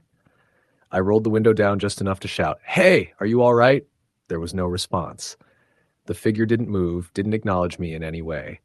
I called out again, a little louder this time. "Are you okay? Do you need help?" Still nothing. The only movement was the soft patter of rain against the ground and the steady hum of my car engine. I reached for the door handle, my instincts telling me that something wasn't right, but I couldn't shake the feeling that I had to help. Maybe this person was in trouble. Maybe they were lost or needed a ride. I threw caution to the wind and stepped out of the car, the rain immediately soaking through my clothes. I approached the figure cautiously, my boots squelching in the mud as I made my way through the puddles. The closer I got, the more the hairs on the back of my neck stood up. There was an unnatural stillness to the air, the kind of silence that feels like something is holding its breath. I stopped about 5 feet from the person, and finally, I spoke. "Hey," I said, my voice wavering slightly. "Are you lost?" The person didn't turn around, didn't even flinch. It was as though they couldn't hear me. I stood there for a moment, trying to figure out what to do next. Was it possible that they didn't speak English? Were they maybe waiting for someone?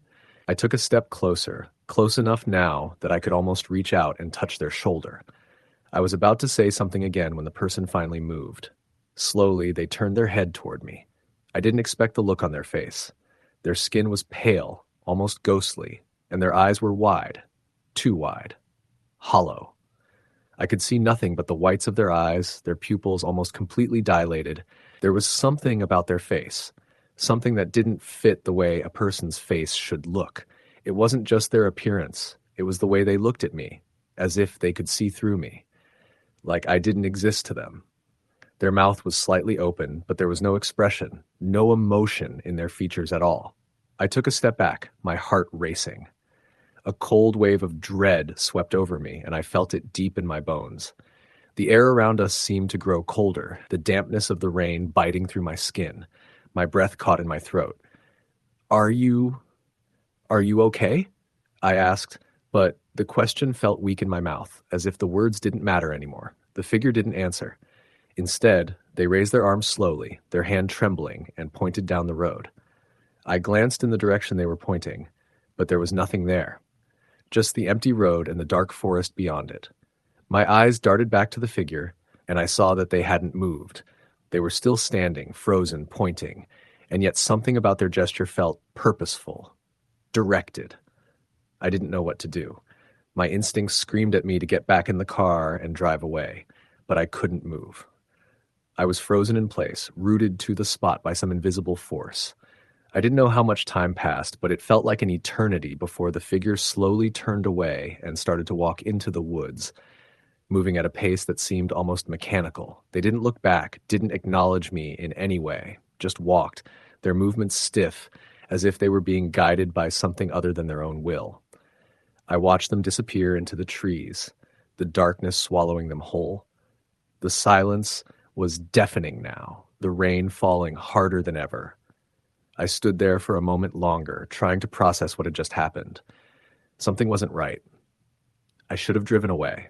I should have left that person to whatever fate they had waiting for them, but instead I turned and walked back to my car. When I got in, I checked the rearview mirror, half expecting to see the figure standing behind me, staring through the window. But there was nothing. Just the empty road, the rain, and the endless dark. I didn't want to look behind me as I drove away. I didn't want to know if that figure was still there, watching me. But I couldn't shake the feeling that I wasn't alone. The road ahead seemed longer than usual, the rain falling in sheets, obscuring everything. It was as though the world had narrowed down to just me and the endless stretch of road ahead. My hands gripped the wheel tighter, my knuckles white, and I glanced nervously at the rearview mirror again. Nothing. But then, just as I was starting to relax, I heard it. A knock. It was faint at first, but unmistakable. a soft, hollow knock that came from the back of my car. My heart skipped a beat. I glanced at the rearview mirror again, this time seeing something I hadn't noticed before, a shadow sitting in the back seat. I slammed my foot on the brakes, the tires screeching against the wet road, and spun the wheel, veering off the road and into the muddy shoulder. My heart was pounding in my chest, my breath ragged as I turned around, desperate to see who was back there. The back seat was empty, just the damp upholstery soaked through with rainwater. There was no one there. I quickly turned the engine off and stepped out of the car, my legs shaky as I stumbled into the rain. My pulse raced, and I felt a wave of nausea rise up in my throat.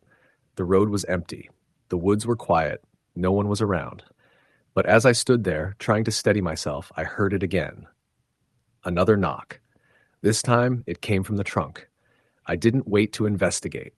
I didn't care what it was, who it was, or why they were there. I just ran. I ran into the woods, not looking back, not caring where I was going. I ran until the world around me dissolved into darkness, and I still hear the knocks. They follow me wherever I go. A constant reminder that I'm never truly alone. Story the end. Story number 11. The rain started as a soft, steady patter on the windows, something that usually lulls me into a sense of comfort. It was a Friday night, and I had been looking forward to a quiet evening at home, catching up on some work and maybe watching a movie. The storm outside only seemed to enhance the cozy atmosphere. The wind howled, shaking the branches of the trees that lined my street, and the occasional flash of lightning lit up the sky, casting brief shadows across the room. I live in an old two-bedroom apartment on the third floor of a building that was built in the late 1800s. The floors creak with every step you take, the plumbing groans like it's alive, and sometimes you can hear the neighbors below you moving about their evening. But for the most part, it's a quiet place, a little off the beaten path, where the city noise is muffled by the distance. I enjoy the solitude, the peace that comes with being far enough from the hustle to feel almost secluded. But tonight was different. I had just sat down on the couch, the mug of tea in my hands warming me as I settled into work. The rain on the windows became heavier, a loud roar as the wind pushed the water sideways against the glass. I noticed the lights flicker, something that had been happening more frequently over the past week. It was annoying, but not uncommon for an older building like mine. Then came the knock. It was soft at first, almost a tap, as though someone were hesitant to disturb the silence. I set my mug down, my attention now fully on the door. My first thought was that it was probably a neighbor. There's always someone knocking at the wrong door in the building. It happens all the time. Still, there was something unsettling about the timing.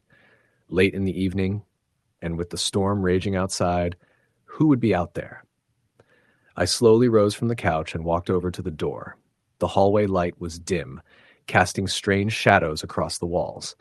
I stood there for a moment, listening, but the knocking didn't come again. I checked through the peephole, but all I saw was the hallway stretching off in both directions, empty. I hesitated for a moment, unsure if I should open the door. The knock had been so faint, almost like it wasn't meant for me at all. But I couldn't shake the feeling that something was off. I'm not usually paranoid, but something in the pit of my stomach told me I wasn't just hearing things. I opened the door. The hallway was empty. The lights flickered above me, casting strange shadows along the old walls. I stepped out into the hall, looking both ways. Nothing. No one. Just the faint hum of the building settling and the storm still raging outside. I was about to turn back inside when I heard it again, a soft, raspy whisper, like someone calling my name. It came from the stairwell, the dark space at the end of the hall, where the stairs descended to the lower floors. I could barely make it out, but it was there. A voice. My name. I froze. Who's there? I called out, my voice shaky. Silence. The air felt thick, the kind of stillness that only comes right before something bad happens. I felt the hair on the back of my neck stand up, and for the briefest moment I wondered if I should just slam the door shut and lock it. But then I took a deep breath, trying to calm myself. Maybe it was just my imagination running wild, playing tricks on me because of the storm outside. The wind can do strange things to the sounds in old buildings. I took a cautious step toward the stairs, my footfall echoing in the emptiness. As I neared the edge of the hallway, I noticed something strange. A shadow. It wasn't cast by the hallway light, but rather from the darkness of the stairwell itself. The shape was large, moving, as though someone were standing just at the bottom of the stairs, waiting for me to approach. I didn't move. Instead, I stepped back, retreating into my apartment and shutting the door behind me. My heart was racing now, my hands trembling. I leaned against the door, trying to catch my breath. The knocking, the whisper, the shadow. None of it made sense. I walked to the window, pulling back the curtains slightly to see the street below. The storm had turned into a downpour, the rain coming down in sheets, the streetlights flickered, and the wind bent the trees in strange shapes.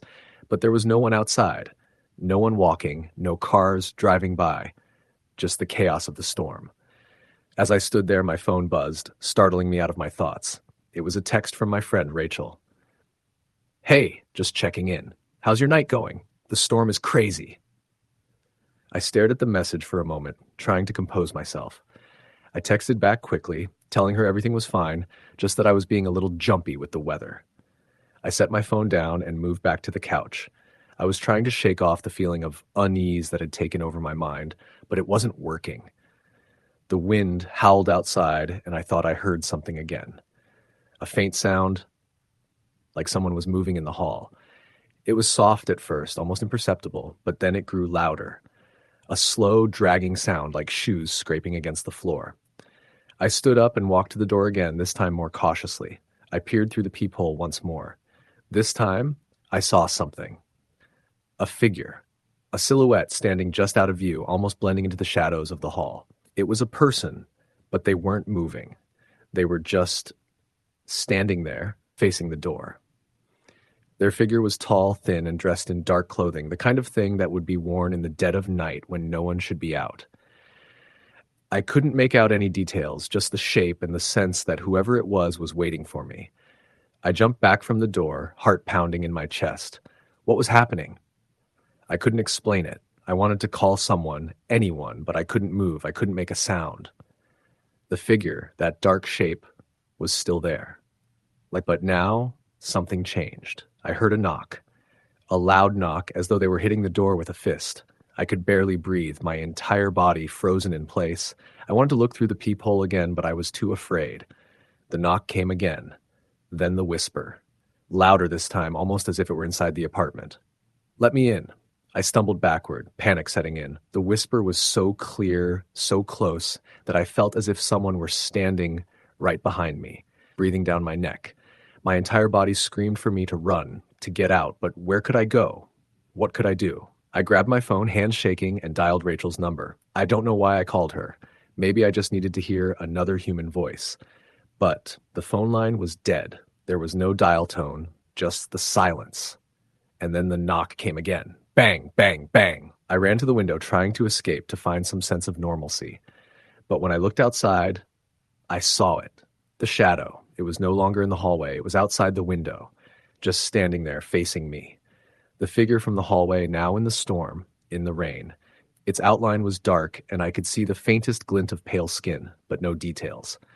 I slammed the window shut, locking it, and pulled the curtains back over it. The knocking stopped. The whispers stopped. But I knew then that whatever it was wasn't leaving. Not yet. I don't know how long I sat there, but eventually I must have fallen asleep. When I woke, it was morning. The storm had passed, leaving only the remnants of the rain scattered across the ground. The air felt different, still, as though the night had left a weight on everything. I checked the hallway again. There was no sign of anyone, no footprints, no trace of the figure, just an empty, silent building. I didn't understand any of it, but I knew one thing. I couldn't stay there anymore. I packed a bag and moved out within the week, renting a small place far from the city. I haven't been back to that apartment since, but sometimes on rainy nights like tonight, I feel like I'm being watched. I hear whispers, soft, distant voices, and I wonder if the figure is still out there, waiting. Story the end. Story number 12. It started sometime after 11 p.m., the rain drumming harder against the windshield as I drove through a narrow, rural road deep in the Pennsylvania countryside. I was heading back from a small town 2 hours away where I'd helped my cousin with some repairs on his house. I should have stayed the night, but stubbornness and the thought of sleeping in my own bed pulled me onto the slick road. I was alone, the only light coming from my high beams cutting through the dense curtain of rain. About 30 minutes into the drive, my phone lost signal. No surprise. I'd driven through this area before and knew cell towers were sparse out here. The road, hemmed in by thick trees and winding sharply in places, was unfamiliar even though I had passed it a few times before. It always felt more isolated than it should, the trees crowding the edges like they were trying to swallow the road whole. I slowed down to a crawl as I turned a bend and saw something lying in the middle of the road. It looked like a bundle of clothes or maybe a backpack. My first instinct was to swerve around it, but something felt off. I brought the car to a halt and squinted through the rain-spattered windshield. It wasn't a backpack. It was a coat. And under the coat, someone was lying there. I blinked hard, leaning closer to the glass. A person was sprawled on the wet asphalt, motionless. I rolled down the window just enough to shout, "Hey, are you okay?" No response. The only answer was the ceaseless rain. I should have driven away. Everything in me was screaming to just go, pretend I didn't see anything. But I couldn't. If they were hurt and I left them, I'd never forgive myself. I turned off the engine, grabbed my flashlight from the glove box, and stepped out into the storm. The rain was cold and stung like needles. My boots splashed through puddles as I approached. As I got closer, I could see it was a woman. She was soaked through, her hair plastered to her pale face. Her eyes were closed, and for a moment I panicked that she was dead. I reached down and gently touched her shoulder. She gasped, then bolted upright, coughing violently. I jumped back, startled. Hey, it's okay," I said quickly. "Are you hurt?" She didn't respond right away, just looked around in a daze. "Where am I?" she asked finally, her voice hoarse. "You're on Route 72, middle of nowhere. What happened to you?" She stared at me like she didn't understand the question. He left me here." "Who?" Her eyes widened. "We have to go. Please. He's still out there." She tried to stand, but her legs gave out. I caught her before she hit the ground again. "All right, come on," I said. "Let's get you in the car." I helped her up and got her into the passenger seat. She was shaking, more from fear than cold. I offered her my hoodie from the back seat, but she barely noticed it. I got behind the wheel and locked the doors. "Do you want me to take you to the police?" I asked. She didn't answer at first. Then she whispered, "He took the others." "What others?" She started crying then, quiet, breathless sobs like she was trying not to make a sound. Something about her fear was different. It wasn't just trauma. It was like she believed something was still watching, listening. I didn't ask more questions. I just turned the car around and decided to head back toward the last town I'd passed. About 5 minutes down the road, I noticed something odd in the rearview mirror. Headlights. At first, I thought it was just another car. Maybe someone who saw us stopped and wanted to check. But the lights were too high. A truck, maybe. Except it was far back. Then closer. Then suddenly far back again. I blinked. It was like the truck was speeding up, then dropping back, then speeding up again. But I couldn't hear an engine. "Is that him?" I asked, trying to keep my voice calm. She didn't look. She just curled tighter into herself and whispered, "Don't stop. Don't stop for anything." I pressed the gas a little harder, but the road was slick, and I didn't want to lose control. The headlights stayed behind us, maybe a quarter mile. Then they flickered. Not like a blink, more like a malfunction. They blinked out for a second and then came back on. But now they were closer. I looked again. There was no vehicle, just the lights, bright white beams cutting through the dark. But I couldn't make out a truck or car behind them. I glanced at the girl. Her face was pale, eyes fixed on her lap, whispering to herself over and over. It sounded like a prayer. I turned a sharp corner, and the headlights disappeared. I let out a breath, thinking maybe we'd lost them. Then we heard the horn. It was loud, deafening. A long, low blare that filled the car and shook the windows. It was behind us again, even though there were no lights now. I pressed the pedal down, but the car wouldn't go faster. It felt like I was pushing against something invisible. "Is there a town close by?" I asked her. She nodded slowly. "If we keep straight, there's an old church, about a mile." "Why the church?" She looked at me finally, and her expression was almost too calm. "Because he can't go there." I didn't know what that meant, But I didn't argue. I kept driving, squinting through the rain. The horn blared again, louder this time. The road shook beneath us. Something slammed the rear of the car. I checked the mirror. Nothing was there. "Hold on," I shouted and swerved hard onto a gravel side road. The tires fought for traction, mud spraying everywhere. Branches scratched the side of the car as we tore through the overgrown path. I didn't see the church until we were almost on top of it. It sat nestled between tall trees, old stone walls barely visible through the rain. I drove straight up to it and stopped, helping her out as we ran for the front doors. They were locked. She banged on them with her fists, shouting something I couldn't hear over the storm. I tried the handle again, then looked up. One of the heavy doors creaked open. We both froze. There was no one there. "I'm not going in there," I said, but she already was. I followed her inside, my flashlight beam slicing across rows of dusty pews. The air was dry, almost unnaturally still. She made her way to the altar and dropped to her knees. Then the door slammed shut behind us. I spun around, heart in my throat. I ran to the door and pulled. It didn't budge. "Why did we come here?" I demanded. "What is this place?" She looked at me. "He can't enter this ground, not as long as we're inside." "Who is he?" She didn't answer. Instead, she pointed toward the back of the church, past the altar. "There's a cellar beneath the vestry. We'll be safe there." I didn't move. "You can stay here," she said, "but when he comes, he won't be alone." Her words chilled me in a way I can't explain. Against every logical bone in my body, I followed her. The cellar was musty and damp. Cobwebs stretched across the corners. It looked like no one had been down there in decades. We found an old bench and sat in the dark, listening. Outside, the wind howled. The rain seemed to get worse. Then we heard it. Footsteps. Not near the church. Inside it. Heavy, slow steps echoing through the empty chapel. I held my breath. My flashlight flickered and died. The steps grew louder, closer. Then silence. We waited in the dark for what felt like hours. At some point, I must have dozed off. When I woke, the girl was gone. I bolted upstairs. The church was empty. The front doors stood wide open, morning light pouring through. No sign of her, no sign of anything. I ran outside and looked around. Nothing but trees and fog. Eventually, I found the road again. My car was still there, parked sideways, mud caked on the tires. It started on the first try. I drove straight to the police station. They searched the church.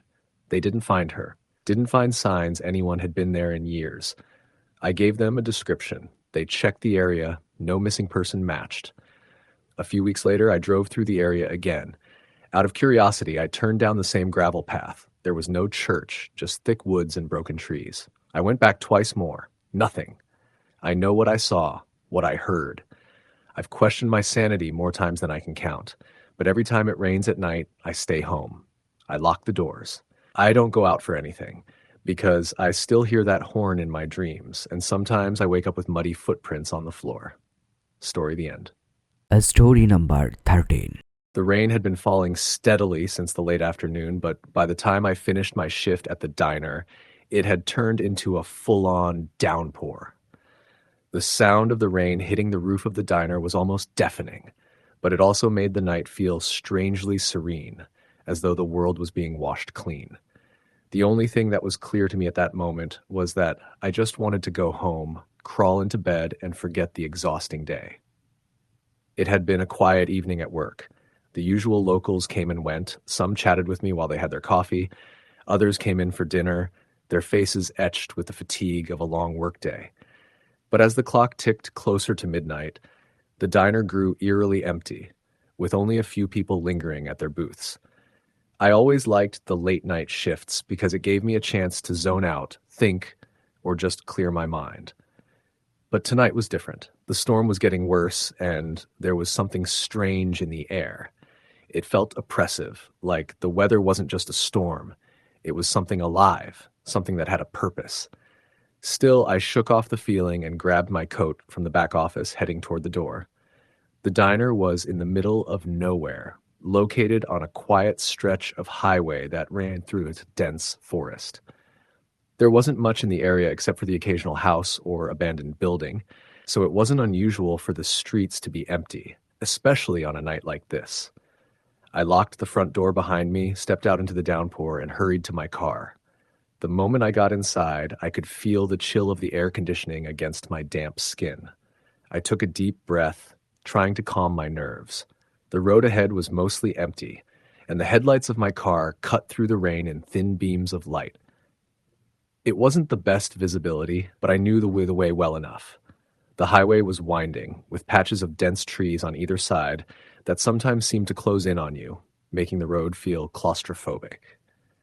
As I drove, the rain grew heavier, turning the road into a slick, dark expanse. My car's wipers struggled to keep up with the deluge, and the soft hum of the tires on the wet pavement was the only sound in the car. I kept my eyes on the road, but every now and then, I couldn't help but glance in the rearview mirror. It was as though I could feel someone behind me, though I knew it was just the storm playing tricks on my mind. I was about 5 minutes from home when I noticed the figure standing at the side of the road. It was strange how quickly I saw it, how quickly my mind registered it as something out of place. A person. A man. He was standing under the dim glow of a streetlight, just a shadow against the rain. But what struck me as odd was that he wasn't moving. His posture was unnerving, his back straight, his arms hanging at his sides, his head turned slightly as if he was waiting for someone. I slowed down as I passed him, squinting through the rain. The figure didn't look up, didn't even seem to notice me. He just stood there, motionless, in the pouring rain. I should have kept driving. I knew better than to stop for strangers at this hour, especially not in a storm like this. But something about the way he stood there, still, almost statuesque, gnawed at me. I felt a chill crawl up my spine, and before I could talk myself out of it, I found myself pulling over. I parked the car a few feet ahead of the figure, then slowly got out. The rain was coming down harder now, soaking me immediately, but I barely noticed. My eyes were locked on the figure, who hadn't moved an inch. "Hey!" I called out, my voice shaking slightly from the cold and the unease in my gut. "You need help?" The man didn't respond. He just stood there, staring ahead into the darkness, his face hidden beneath the brim of a soaked hat. I hesitated, then stepped a little closer. "Are you okay?" I asked again, my voice louder this time. I was almost certain that no one would be walking out here in this storm unless something was wrong. He had to be lost or stranded, maybe in need of a ride. Still no response, just the sound of the rain and the distant rumble of thunder. I looked around nervously. The trees lining the road seemed to loom over me, blocking out most of the light from the car's headlights. I felt a strange sense of isolation, a gnawing realization that I was completely alone out here with this figure, whose presence seemed to be growing more ominous the longer I stood there. My heart started to race. "Sir, are you okay?" I asked, taking another step forward, my hand reaching out instinctively. Just as I was about to touch his shoulder, he turned his head. And that's when I saw his face. It wasn't a face at all. Not really. It was pale and gaunt, the skin stretched tight over his bones like some sickly mask. His eyes were wide, too wide, unblinking and vacant, and his mouth was slack, as if it had been sewn shut. For a split second, I thought he was dead, just standing there like a shell of a person, drained of life. I stumbled backward, my heart hammering in my chest. The man's face twisted, an unnatural, jarring movement, and before I could even react, he stepped toward me. His movements were stiff, jerky, like a marionette on broken strings. I didn't think, I just ran. I sprinted back to my car, slipping in the mud, my breath coming out in panicked gasps. I jumped into the driver's seat, slamming the door shut, and shoved the key into the ignition. My hands were shaking as I started the engine, slamming my foot onto the gas pedal. I didn't look back. The road blurred by as I sped home, my mind spinning. What had I just seen? Who was that man? And why did it feel like he was following me? When I finally reached my apartment, I pulled into the parking lot and barely made it inside before collapsing onto the couch, my heart still racing. The rain hadn't let up and I could hear it pounding against the roof, making the whole place feel like it was drowning in sound. I tried to calm myself. It was just some crazy encounter, nothing more. But every time I closed my eyes, all I could see was that face, those eyes. I didn't sleep that night. The next few days were a blur of restless nights and anxiety. I couldn't stop thinking about the man, the strange way he stood there, staring, waiting. It felt like he was in my thoughts, a constant, unsettling presence I couldn't shake. But then, one evening, I was leaving work and saw him again. I wasn't sure if it was him at first. I was so far down the road by then, but I swear I saw the same figure standing at the side of the highway. I couldn't bring myself to stop, not this time. I floored the accelerator, speeding away, my hands gripping the wheel until my knuckles turned white. I didn't stop until I got home. But the worst part came the following night. The rain had started again, pouring from the sky in sheets, and I was sitting in my living room, staring at the TV but not really watching. The house felt quiet, too quiet, and I kept hearing strange noises outside. At first, I thought it was just the storm, but then I heard it again, scratching at my front door. It wasn't the wind. It was deliberate, slow, as if someone was trying to get in. I stood frozen for a moment, my breath caught in my throat, and then the knocking started. Soft, slow, rhythmic. I didn't dare move. I didn't even breathe. The knocking continued for what felt like an eternity, then stopped. I waited, heart pounding. The silence that followed was even worse than the knocking. It was like the storm outside had swallowed the world whole, leaving nothing but the pounding of my pulse in my ears. And then I heard the voice. "Let me in." I didn't answer. I didn't move. My body was frozen, unable to comprehend what was happening. The voice came again, low and guttural. "Let me in." I couldn't take it anymore. I ran to the back door, bolted it, then crawled into bed, burying myself under the covers. I didn't know who was outside, but I wasn't going to find out. The storm continued, but at night I didn't sleep at all. I never saw the man again, but sometimes when the rain falls, I hear that knock, and I know he's still out there. Story the end. Story number 14. The rain had been relentless all night. The sound of it tapping against the windows, so loud it was as if the sky itself was trying to break through. Eleanor sat in her living room, staring out into the darkened yard. The storm had picked up over the past few hours, and now the wind howled as it swept through the trees, rattling the branches like skeletal fingers scratching at the window panes. Her phone sat on the coffee table, its screen dark and unused. She'd tried calling her brother earlier, but he hadn't answered. Not unusual for him, but it still made her uneasy. The house, her family's old house, creaked and groaned under the weight of the storm. It was a familiar sound, one she'd grown up with, but tonight it felt off. There was something else, a deeper, unsettling presence in the air, a heaviness that clung to the walls. She tried to shake it off, convincing herself it was just the storm, just the isolation. After all, she was used to being alone. Her parents had passed away years ago, and her brother, Matt, had moved out years before that. The house was hers now, and she had always taken comfort in the solitude. But tonight, as the storm intensified, she felt more alone than ever. Eleanor stood up and went to the kitchen to pour herself a cup of tea, hoping it would calm her nerves. She watched the steam curl from the mug as she sipped, the warmth of it helping to settle the tightness in her chest. But the unease didn't go away. If anything, it grew stronger with each passing minute. She set the mug down on the counter, the sound of the rain on the roof growing louder, and walked over to the window. She had always loved the view from her living room. The large oak tree in the yard had been there since she was a child, its branches sprawling out like arms reaching for the sky. But tonight, through the heavy rain, it looked different, darker, almost sinister. She could barely make out the outline of the tree against the black sky, but it felt as though something was watching her from beyond it. Shaking her head, Eleanor turned away from the window, telling herself to stop being ridiculous. There was nothing out there, just the storm. Her phone buzzed on the table, startling her. She glanced down and saw a message from Matt. "Sorry, I've been busy, but I thought I'll call you tomorrow. Stay safe in this weather." She sighed, glad that at least she knew he was all right. But the comfort didn't last long. The moment the message disappeared from her screen, she heard something. A soft tapping at the door. It was faint at first, like the rain against the wood, but then it came again, louder, more insistent. Eleanor's heart skipped a beat. Who would be at the door in this weather? The storm was violent, and they were far enough from the nearest neighbor that it was unlikely anyone would be out here unless they were in trouble. But no one would come to her door in the middle of the night without reason. Her mind raced. She grabbed the flashlight from the counter and moved toward the front door cautiously.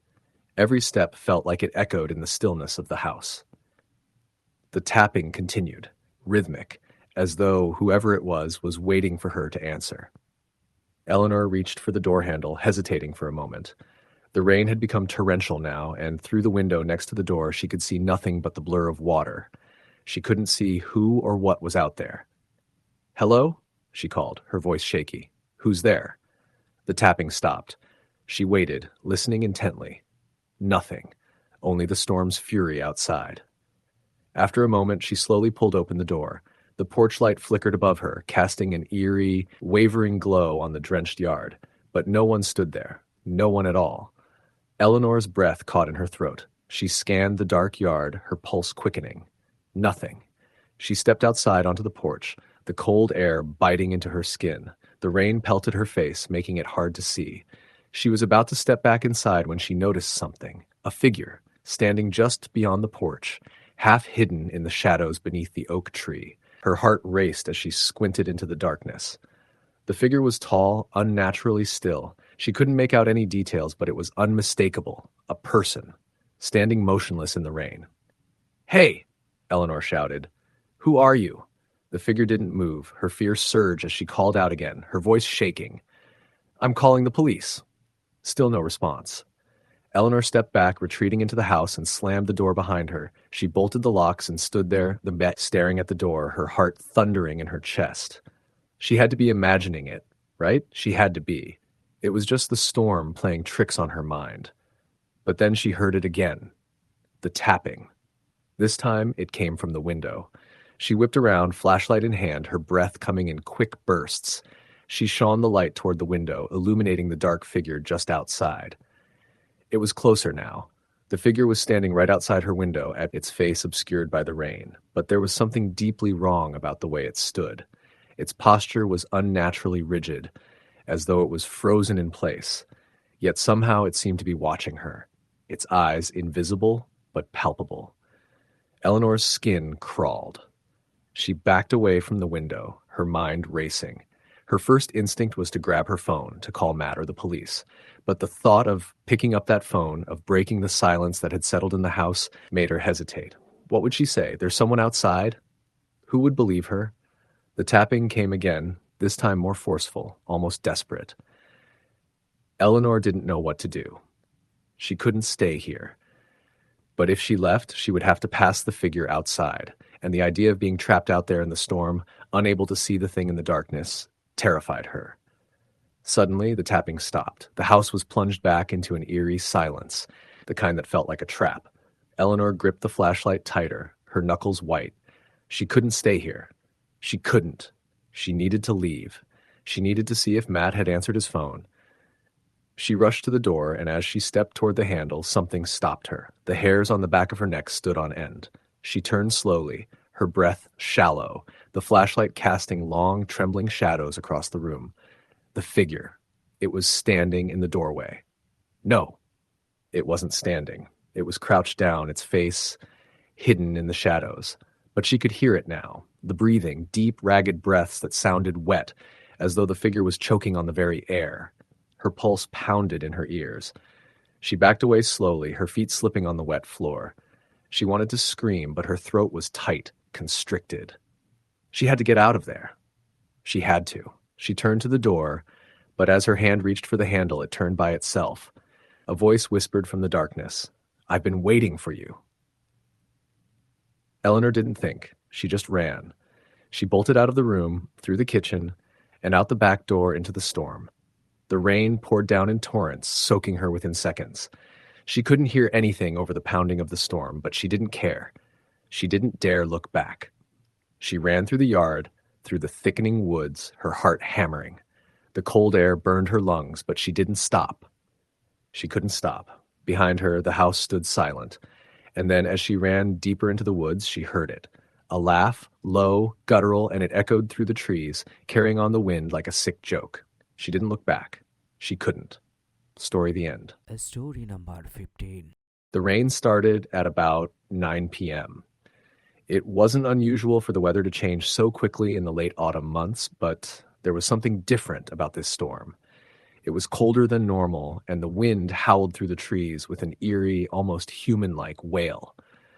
I had lived in the countryside for over a decade in a small one-story house tucked away at the edge of a dense forest. It was peaceful, and I enjoyed the isolation. The nearest neighbor was over a mile away, and the city was far enough that you rarely heard sirens or traffic noises. This was the kind of quiet I had always craved. That night, I had been sitting on the couch trying to unwind after a long day. I'd been working from home, something I had grown accustomed to, and had barely had the time to enjoy any downtime. So as the storm rolled in, I decided to relax, make a cup of tea, and watch some TV. The sound of the rain on the roof was soothing at first, almost hypnotic. But as the wind picked up and the storm grew more violent, I began to feel an uneasy sense of foreboding settle over me. It wasn't just the weather, it was the house. I couldn't explain it, but something felt wrong. My heart raced in the silence between the cracks of thunder, and I felt the hairs on the back of my neck stand up. Maybe it was just the storm playing tricks on me. I had lived alone in this house for years, and nothing ever really bothered me, but tonight felt different. The power flickered twice before finally going out completely, plunging me into darkness. The storm's roar outside was deafening now, and I fumbled around in the dark for my phone to turn on the flashlight. I wasn't too concerned. The power usually came back on within an hour. I walked into the kitchen to grab a candle, the darkness swallowing the house in its grip. The candle's flickering light was comforting, but the shadows that danced on the walls felt more oppressive than usual. As I returned to the living room, I noticed the windows were rattling from the intensity of the storm. The rain was coming down in sheets, and the trees outside were bending dangerously under the gusts of wind. I sat back down on the couch, my eyes straining to adjust to the dim light. The glow from the candle flickered, casting long shadows in the corners of the room. I tried to focus on the TV, but the sound of the storm outside kept pulling my attention back to the windows. It was then that I heard it, a soft knock at the door. I froze. The sound was so faint that I wondered if I had imagined it, but then it came again. 3 slow knocks, barely audible over the wind and rain. My first instinct was to ignore it. Who would be out there, in this kind of weather, knocking on my door? It was almost midnight. I had no friends who would come by unannounced, and the idea of someone driving out here in a storm like this was absurd. But then it came again, a loud knock followed by a voice, low, distant, but unmistakable. Hello? Is anyone home? My heart dropped into my stomach. I didn't recognize the voice. I stood up slowly, my legs feeling heavy like they didn't want to move. The knocking continued, more urgent now, but I couldn't bring myself to approach the door. I stood frozen, my hands still gripping the candle as I tried to rationalize the situation. It was probably just a prank. Maybe some kids or a traveler in need of shelter, but something about it didn't sit right. The voice had an edge to it, a quality that made my skin crawl. It was too calm for someone caught in a storm. I grabbed my phone and dialed the number for the local sheriff's office, my fingers shaking as I punched in the numbers. The line clicked before it rang, and I heard the dispatcher's voice. 911, what's your emergency? I think someone's at my door, I said, my voice tight. It's late, and there's a storm. I'm not sure who it is, but they're knocking, and they're asking to come in. Stay inside and don't open the door. We'll send someone out to check, the dispatcher said, their voice calm but firm. Can you describe the person? I glanced toward the window. There was no sign of anyone. I can't see them. It's too dark outside, but they're just knocking. I don't know what to do. Stay on the line. We'll send a deputy to you. I hung up, my mind racing. My hand was still on the door handle, but I couldn't bring myself to open it. I glanced through the small crack in the curtains, but there was nothing. Only the heavy rain and the wind. Nothing more. The knock came again. This time louder, more insistent. I jumped back, heart pounding. I didn't know what to do anymore. Should I call out to them? Should I wait for the sheriff to arrive? What if it was someone who needed help? I looked toward the back door. The storm was too intense for anyone to be outside, and yet the thought of opening the door felt like an invitation to something I couldn't understand. My instincts were telling me not to answer, but my curiosity, my fear, kept me rooted to the spot. I grabbed the flashlight from the table and moved toward the door slowly, my breath shallow. As I reached for the handle again, the knocking came a final time, this time followed by a soft, guttural sound like something scraping against the wood. I froze. That wasn't a knock. It was something else. A scraping, like fingernails against the door. I stepped back, the flashlight trembling in my hand, my pulse racing. The house was quiet again, but I knew I wasn't alone. The feeling of being watched crept up my spine, and I couldn't shake it. I wanted to hide, but I felt trapped, too afraid to move, too afraid to stay. The sound came again. Scrape, scrape, scrape. This time it was unmistakable. Someone or something was on the other side of the door, dragging its nails across the wood. Without thinking, I bolted for the phone, but the call wouldn't connect. Panic surged in my chest, and I turned to check the windows again, hoping to catch a glimpse of the person outside. The wind was relentless, the rain slashing against the glass, but I could see nothing. It was as if the world beyond my house had disappeared. I backed away from the door and toward the window, trying to find any sign of life. The darkness outside seemed to press against the house, suffocating. But then I saw it. In the distance, barely visible through the downpour, a shadow moved. It was fast, too fast, darting behind the trees near the edge of my property. I could barely make out a figure, but it was there, moving like it was searching for something. I stared, unable to look away, as the figure vanished into the woods. A sudden, loud bang echoed from the door, making me jump in fright. My heart was hammering now, and my breath came in quick, shallow gasps. I ran to the back of the house, not sure what to do next. Should I try to escape, or should I hide? It felt like I was trapped, suffocating in the very place I had called home for so many years. I looked through the back window, but the figure wasn't there anymore. The storm had swallowed everything. The rain pelted the glass in torrents, and the wind howled in a way that sounded like 1,000 voices screaming at once. Then, in the corner of the yard, something caught my eye. A small light flickered in the distance, too far to be a reflection from the house. A flashlight, moving slowly toward the house. I didn't wait to see who it was. I ran to the front door, locked it again, and bolted for the bedroom, my phone still dead in my hand. My heart thudded against my ribs as I tried to find a place to hide, but the entire house felt like it was closing in around me. Every creak of the floorboards felt like footsteps. Every gust of wind sounded like a knock. I could feel eyes on me, even though there was no one there. Then I heard it. The unmistakable sound of footsteps. Slow, deliberate steps coming closer to the door. I crouched in the corner of my bedroom, unable to breathe. The footsteps stopped just outside. And then, nothing. I don't know how long I sat there, paralyzed by fear, but when I finally gathered the courage to check, the storm had passed. The house was still, the wind quiet, and the rain had stopped. The lights flickered back on, and I dared to move toward the front door. But when I opened it, there was no one. No sign of anyone who had been there. The sheriff never arrived, and to this day, I still don't know who or what was outside that night. Story the end. Story number 16. The night was thick with rain, the kind that didn't just fall but seemed to pour from the heavens in a relentless downpour. It was a cold rain, the kind that seeped into your bones, making everything feel damp and miserable. I had just finished a long shift at the hospital, and I was eager to get home, crawl into bed, and forget about the world. But the rain made everything more difficult. The roads were slick and treacherous, the headlights of other cars reflecting off the wet asphalt in blinding flashes, creating a surreal, disorienting effect. As I drove down the winding country road toward my house, I tried to shake off the exhaustion. The road was deserted, save for the occasional flash of headlights from a passing car. I could barely make out the dark silhouettes of the trees that lined the road, their branches swaying in the wind. The further I went, the more isolated I felt. The small town where I lived was miles away from any major city, nestled deep in the woods. It was quiet out here, too quiet sometimes. On nights like this, the silence felt oppressive. I turned onto the dirt driveway leading to my house, the tires of my car kicking up a spray of water as I pulled up to the front door. The house was small, a single-story cottage with a porch that wrapped around the front.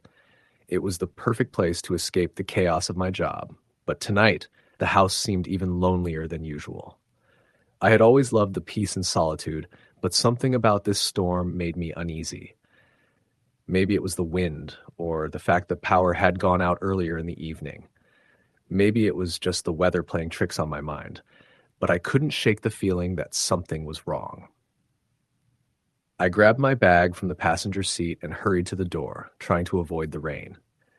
When I stepped inside, the house was eerily quiet. The only sound was the soft drip of water from the leaking gutters outside and the occasional crack of thunder that rattled the windows. I set my things down on the kitchen counter and went to check the fuse box, hoping the power would be restored soon. But as I made my way through the dimly lit hallway, I heard something that made me stop in my tracks.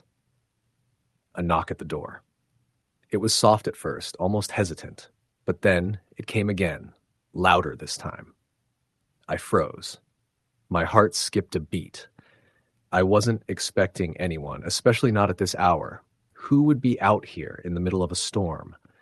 I glanced through the peephole, but there was no one standing on the other side. The porch light illuminated the space in front of the door, but it was empty. I stood there for a moment, wondering if it had just been the wind, or perhaps a trick of the storm. But then the knock came again. Harder this time. It sounded almost urgent. I backed away from the door, my pulse quickening. I considered calling the police, but who could be out there in this weather? The last thing I wanted was to be seen as paranoid, so I hesitated. Maybe it was just someone lost or someone in need of help. Still, a sinking feeling settled in my stomach. I could feel my anxiety rising, my instincts screaming that something wasn't right. I stood there, frozen in place, listening to the storm rage outside. I wanted to open the door, but at the same time, I was terrified to. The knock came again, more insistent now. It was as if whoever was on the other side knew I was inside. Slowly, I made my way to the window, peeking through the blinds to see if I could catch a glimpse of whoever was out there. But all I saw was the rain, pouring down in sheets, and the dark, empty yard. No one. I felt a strange sense of unease settle over me, like I was being watched. My mind raced with possibilities. Was it a prank, a lost traveler, or something more sinister? I didn't know, but I couldn't shake the feeling that I was no longer alone in the house. I tried to dismiss the thought, but I couldn't. The knocking had stopped, but I still felt that strange, crawling sense of dread. I went to check the back door, making sure it was locked. As I approached the door, I noticed something odd. There was a muddy footprint on the floor just inside. It wasn't from my boots, and it was too big to be from an animal. My heart started to pound in my chest. Had someone entered the house while I wasn't looking?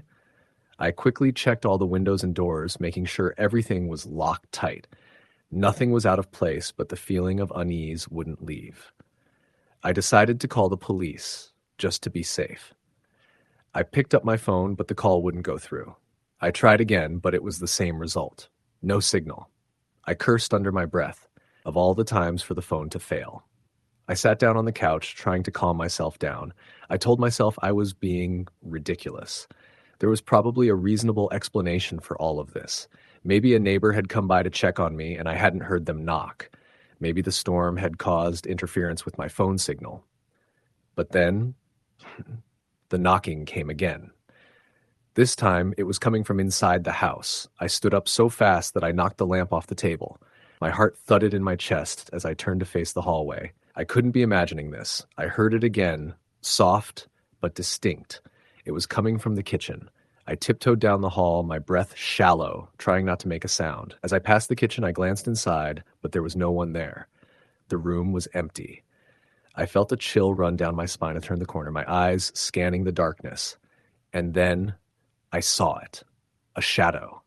It was just a glimpse at first, but it was enough to make my blood run cold. It moved across the hallway, disappearing into the living room. I stood frozen for a moment, my heart racing in my chest. What the hell was that? My instincts screamed at me to run, but I couldn't move.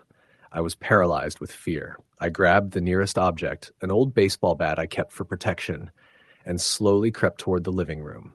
The silence was suffocating. My footsteps were muffled by the carpet, but every creak of the floorboards sounded like a deafening roar in my ears. When I entered the living room, I found nothing. No shadow, no sign of anyone. The house was as still as a tomb. But then I heard it again. A whisper. Soft, almost inaudible, but unmistakable. Help me. It was coming from the attic. My blood ran cold. The attic was accessed by a small door in the hallway, and I had never heard a sound come from it before.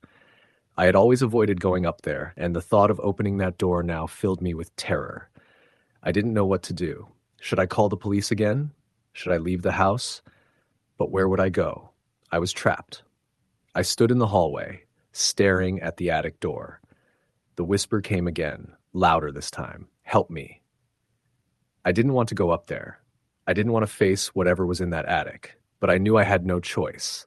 With my heart hammering in my chest, I reached for the doorknob. As soon as I touched it, the door creaked open on its own. The air that rushed out was cold, and the smell of mildew hit me hard. I shone my flashlight into the attic, but all I could see was darkness. I couldn't even make out the stairs that led up to it. The light flickered for a moment before going out completely. I felt a surge of panic. My hands shook as I tried to turn the flashlight back on, but it was dead. The darkness around me felt suffocating, and the air was thick with a sense of something watching me. And then, from the darkness above, I heard it. A low, guttural growl. I didn't wait to find out what it was. I ran for the door, my heart racing, but as I turned to flee, I was slammed against the wall. Something cold, something strong, wrapped around my ankle, dragging me back into the darkness. I screamed, but the sound was swallowed by the storm outside. The last thing I remember was the sensation of being pulled into the blackness, a voice whispering in my ear, cold and familiar. Help me. Story the end. Story number 17. It had been a long day, the kind where I was completely drained. Work was slow, tedious, and the entire day felt like it was never going to end. I was relieved when I finally clocked out. The rain was coming down harder now, the kind of downpour where the sky is completely swallowed by dark clouds. The streets were already slick, and my car wipers barely made a dent in clearing the windshield. I decided to take the back roads home, mostly because they were less busy, but also because I liked the quiet of them. The rain, the world, always made the world feel like it was swallowed up in a different reality. I'd lived in this small town my whole life, but there was something about the drive back that night that felt off. Maybe it was the storm or the overwhelming fatigue from the day, but I couldn't shake the feeling that I wasn't alone. The road I took to get home was narrow, surrounded by thick woods on either side. Even though I knew these roads like the back of my hand, the low visibility from the rain made everything seem unfamiliar. I turned on the radio to drown out the quiet, trying to ignore the creeping sensation that something wasn't quite right. But then, just as the radio crackled with static, I saw something in the distance. At first, I thought it was just a trick of the rain, another shadow cast by the trees, maybe. But as I got closer, I realized it wasn't. There, standing at the side of the road, was a figure. I slowed my car down as I approached. The figure didn't seem to move, just standing there under the relentless rain. As I got closer, I could make out a person, drenched to the bone, their clothes clinging to their body. They were facing away from me, their head hanging low as if they were exhausted or in some kind of distress. I couldn't see their face, just the dark outline of their frame against the blackened sky. I stopped a few feet away, unsure whether I should approach. My mind was racing, a mix of concern and unease. It wasn't uncommon to see stranded drivers out here, but this felt different. The figure wasn't moving, and the rain was so intense that it made it seem like they were standing frozen in time. "Hey!" I called out, rolling my window down just a crack. The wind was harsh, but I still tried to make myself heard. "Are you okay?" There was no response. The figure didn't even flinch, didn't acknowledge me in any way. I called out again, louder this time, but again, nothing. I looked around quickly, but the road was completely empty. No other cars, no signs of a vehicle being parked nearby. I couldn't just leave them there, could I? I was starting to get nervous, my pulse quickening. What if this person was in some kind of trouble? Maybe they were lost or in need of help. Or maybe they were just waiting for someone, though they seemed to be in the middle of nowhere. But whatever the reason, I couldn't just drive away. I opened the car door and stepped out into the downpour. The rain hit me like a wall, instantly soaking through my jacket. I hesitated for just a second, feeling the cold water seep into my shoes, but then forced myself to move. My mind was racing with what I was doing, why I was doing it. But the urge to help was stronger. I walked toward the figure slowly, the sound of my boots squelching in the wet mud beneath me. The air around me felt thick, as though I was walking through a heavy fog, and the sound of the rain was deafening. The closer I got, the more uneasy I became. There was something unsettling about the figure. They hadn't moved at all, not even to acknowledge my presence. It felt wrong, like I was walking into a trap. I called out again, a little shakier this time. "Hey, are you all right? Do you need help?" Finally, the figure stirred. But it wasn't in the way I expected. The person didn't speak, didn't turn to face me. Instead, their head tilted ever so slightly to the side, as if they were listening to something or someone that wasn't there. I froze, unsure of what to do. My stomach churned with dread, but I took another step closer. I wasn't sure why.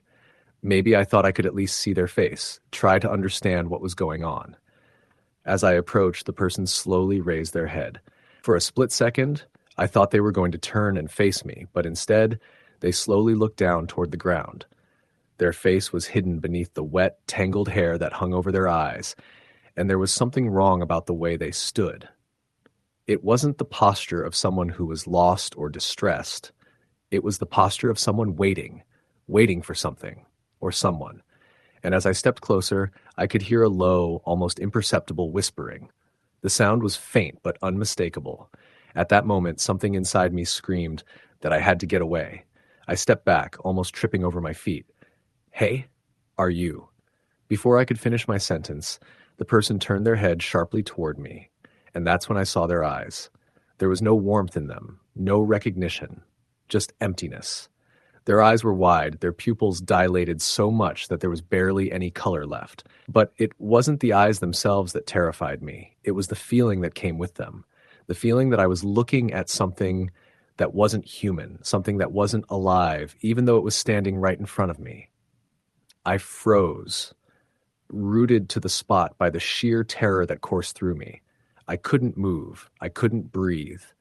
It was like everything around me went silent, except for the rain, the relentless downpour that seemed to mock the stillness of the moment. For what felt like an eternity, the figure just stared at me. Then, without a word, they began to move.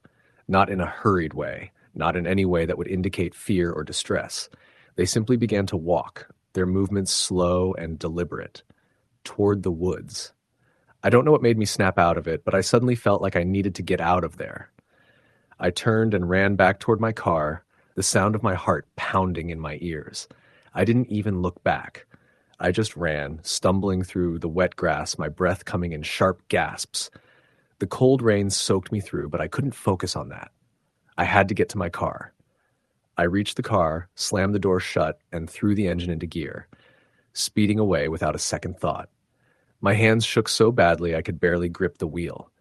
I glanced in the rearview mirror, half expecting to see the figure standing in the road, watching me, but the road was empty.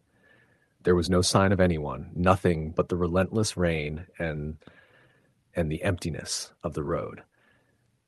But as I drove, something caught my eye in the rearview mirror.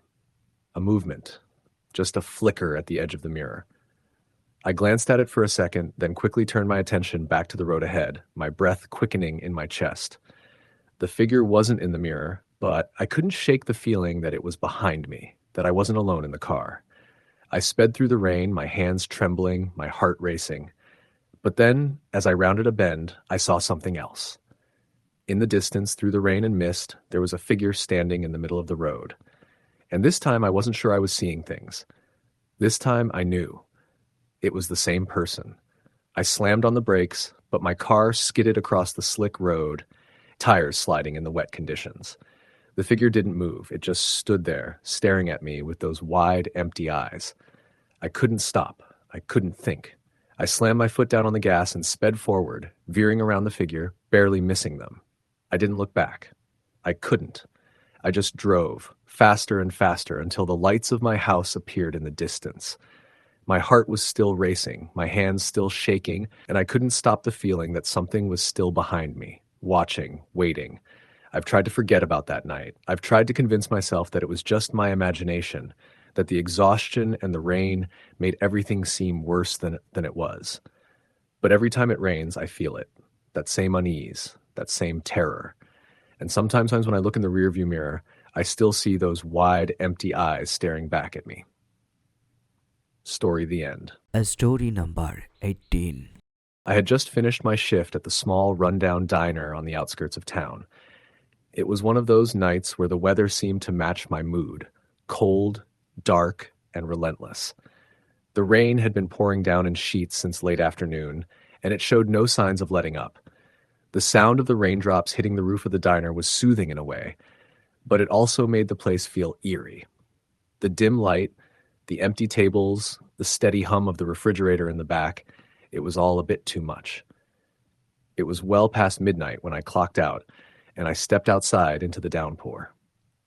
My car was parked a few blocks away, and the walk was less than ideal, especially in this weather, but it wasn't like I had a choice. The streets were deserted, the usual hum of the city life muffled by the thick rain. The town wasn't big, but it always felt empty when the weather turned like this. No one wanted to be out in the storm, not even the drunks who typically hung around the bars at this time of night. I pulled my hood up, bracing myself against the cold and wet, and trudged down the slippery sidewalk. The streetlights cast strange, elongated shadows in the rain-soaked streets. As I walked, I tried not to think about how quiet the night felt, how heavy the air seemed, like something was waiting just out of sight. It was then that I noticed it, the shape at the edge of my vision. I glanced to my left, toward the alley between two old buildings. A person stood there, facing away from me, just standing still, not moving, as if they were waiting. The figure was drenched, their clothes clinging to them like a second skin. I could barely make out any details except for the silhouette of someone in a dark coat, the hood pulled low over their face. They weren't moving, weren't reacting to the rain or the world around them. At first, I thought it was just someone who had sought shelter from the rain, maybe waiting for a ride or a friend. But as I walked closer, something felt off. I couldn't quite put my finger on it, but my gut told me to be cautious. I had walked down this street hundreds of times, but tonight the atmosphere felt different. The alley seemed deeper somehow, the darkness pressing in on me from both sides. I told myself to keep walking, to mind my own business, but the figure was still there, unmoving, just waiting. I hesitated, then called out, "Hey, you okay?" There was no response. Nothing. The person just stood there like a statue, facing away from me. I felt a chill crawl down my spine as I took another step closer. It wasn't that I was scared, I didn't think. I was just uneasy. The figure didn't move, didn't react. There was something so strange about the way they just stood there, as if they were either unaware of the rain or completely indifferent to it. "Are you lost?" I asked, my voice a little louder this time, hoping for some response. Still nothing. Just the sound of the rain pounding against the concrete. I could feel the tension building, an unsettling feeling growing in the pit of my stomach. It was stupid, I knew that. What was I going to do, walk up to a stranger in an alley at night? But I couldn't help it. I was drawn in, compelled to see who or what this person was. Maybe they needed help. Maybe they were in trouble. I stepped forward, my boots splashing through the puddles, and I called out again, "Hey, are you all right?" No response, not even a slight movement. I was close now, close enough that I could almost reach out and touch them. But I stopped myself. I didn't know why. Something in my brain was telling me that I shouldn't get too close, but curiosity won out. I reached out a hand, my fingers trembling slightly as I moved toward their shoulder. Just as my hand was about to make contact, the figure shifted. They didn't turn to face me, but they took one slow step backward, away from my touch. It was a deliberate movement, almost as if they were rejecting me, keeping their distance. My breath caught in my throat as I stepped back, surprised by the suddenness of the motion. I stood there for a moment, unsure of what to do next. The rain fell harder now, the air thick with a sense of foreboding. I could barely see the figure's face, but I could feel their presence, cold, uninviting, as though they were hiding something from me. My instincts screamed at me to leave, to run back to the diner, back to where there was light and people, but I couldn't tear my eyes away. Then, without any warning, the figure spoke. "Go," they said, their voice low and gravelly, barely audible over the rain. "Leave." The command was sharp, like a command from someone who knew exactly what they were doing, and it sent a shiver down my spine. I stood there frozen for a moment, trying to process what had just happened. Who was this person? What were they doing here at this time of night in this storm? I swallowed hard, my throat dry. What do you mean? Are you okay? Another step backward. The figure's voice came again, colder this time. Leave. Now. The force in their words sent a chill straight to my bones. I wasn't sure what to do. I wanted to run, to get away from this person and whatever dark energy they were radiating, but I couldn't seem to move. I had this feeling that if I left, if I turned my back on them, something bad would happen. Maybe it was just my overactive imagination, but I didn't think so. Something felt wrong. Something deep in my gut told me to stay. I didn't know why, but I forced myself to speak again. Why are you here? This time, there was no response. The figure didn't move, didn't speak, just stood there in the rain, their back to me once more. A sense of dread washed over me. This wasn't just a random person. It was something else, something dark and unknowable, something that didn't belong. I was about to turn and run, to get out of there before whatever this was could get any worse. But then I heard it, a faint, shuffling sound. I turned my head, looking toward the source, but there was nothing. Just the alley and the endless rain. No footsteps, no movement. But the shuffling sound came again, a soft rustling, like something or someone was moving behind me. I spun around quickly, my heart racing. The alley was empty, just the figure, standing motionless, staring ahead. But then I saw it. A shadow, deep and dark, creeping from the corner of the alley. It moved slowly, purposefully, as though it was coming for me.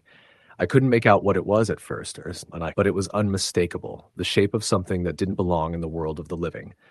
It wasn't human, not entirely. It was too wrong. I stumbled back, my legs giving out beneath me. I felt a weight in the air, a heaviness that pressed down on me, suffocating me. The shadow stretched, moving faster now, crawling toward me like some grotesque thing that had no business being alive. I ran. I turned and bolted down the street, my heart pounding in my chest. The sound of my feet splashing in the puddles was drowned out by the roar of the rain, but I didn't dare look behind me. I just ran, faster and faster, not stopping, not caring where I was going, only that I had to get away. I could hear it behind me. I could hear the sound of something, someone chasing me, getting closer and closer with every step. It was as if the darkness had come alive and was pulling me into it, dragging me toward whatever terrible fate awaited me. By the time I reached my car, I was panting, exhausted, my hands trembling as I fumbled for the keys. I could still feel that presence, still hear the faint shuffling behind me, but when I glanced in the rearview mirror, there was nothing. No figure, no shadow, just the empty street, soaked in rain. But I couldn't shake the feeling that whatever I had just encountered was still out there, watching me, waiting for me to make a mistake. And I knew one thing for sure. Whatever it wasn't done with me yet. Story the end. Story number 19. It had been raining for 3 days straight, and the roads leading out of town were nearly flooded. The downpour was unrelenting, drumming against the windows of my small rental cabin like 1,000 anxious fingers. I'd driven up to the mountains to escape the chaos of city life for a weekend, hoping for some solitude and quiet. Instead, I was trapped by the storm, and the isolation had begun to feel more like a prison than a retreat. I was staying at a place called Maple Hollow, a tiny cluster of old rental cabins deep in the forest, the kind of place where cell service was spotty at best, and the nearest neighbor was a good 10-minute walk through the woods. When I arrived, the woman at the front desk, an elderly lady with a pale, papery face and thinning gray hair, gave me a strange look as she handed me the keys. "You sure you don't want to wait until the storm passes?" she asked. "It gets strange up here during heavy rains." I thought she was just being folksy, maybe trying to set a mood for the tourists, so I chuckled and told her I'd be fine. She didn't laugh back. Instead, she just nodded slowly, like she already knew how this was going to end. The first night passed without much incident. I had a book, a bottle of whiskey, and the fireplace kept the chill away. But by the second night, the storm had picked up, and with it came an uneasy feeling I couldn't shake. I kept hearing strange noises outside, branches snapping, footsteps in the mud, something brushing against the side of the cabin. I tried to tell myself it was just the wind or an animal, but every time I went to look, there was nothing there. The third night was worse. The rain had become so heavy that it looked like sheets of water being poured from the sky. Thunder rolled constantly, and flashes of lightning lit up the dark woods like a strobe. Around midnight, the power went out. The cabin was plunged into darkness, and I had to fumble for the lantern I'd left on the kitchen counter. I lit it and sat on the couch, staring into the fire and listening. There was no TV, no internet, and the silence between the thunderclaps was suffocating. Then I heard it. A knock. Not on the door, but on the window beside it. 3 soft knocks. I froze. I hadn't seen another soul in days. I got up slowly, holding the lantern high, and walked to the window. I couldn't see anything through the fogged-up glass. I wiped it with my sleeve and peered out into the rain. There was no one there. I turned on the porch light, but it barely made a dent in the thick curtain of rain. Just as I was about to go back inside, I caught movement near the edge of the woods. A figure. Someone standing just beyond the tree line. I squinted, trying to make out any details, but the light wasn't strong enough. They didn't move. They were just standing there, staring at the cabin. I stepped back and locked the door. My heart was pounding. Who the hell would be out in this weather? I grabbed my phone to call someone, anyone, but there was no signal.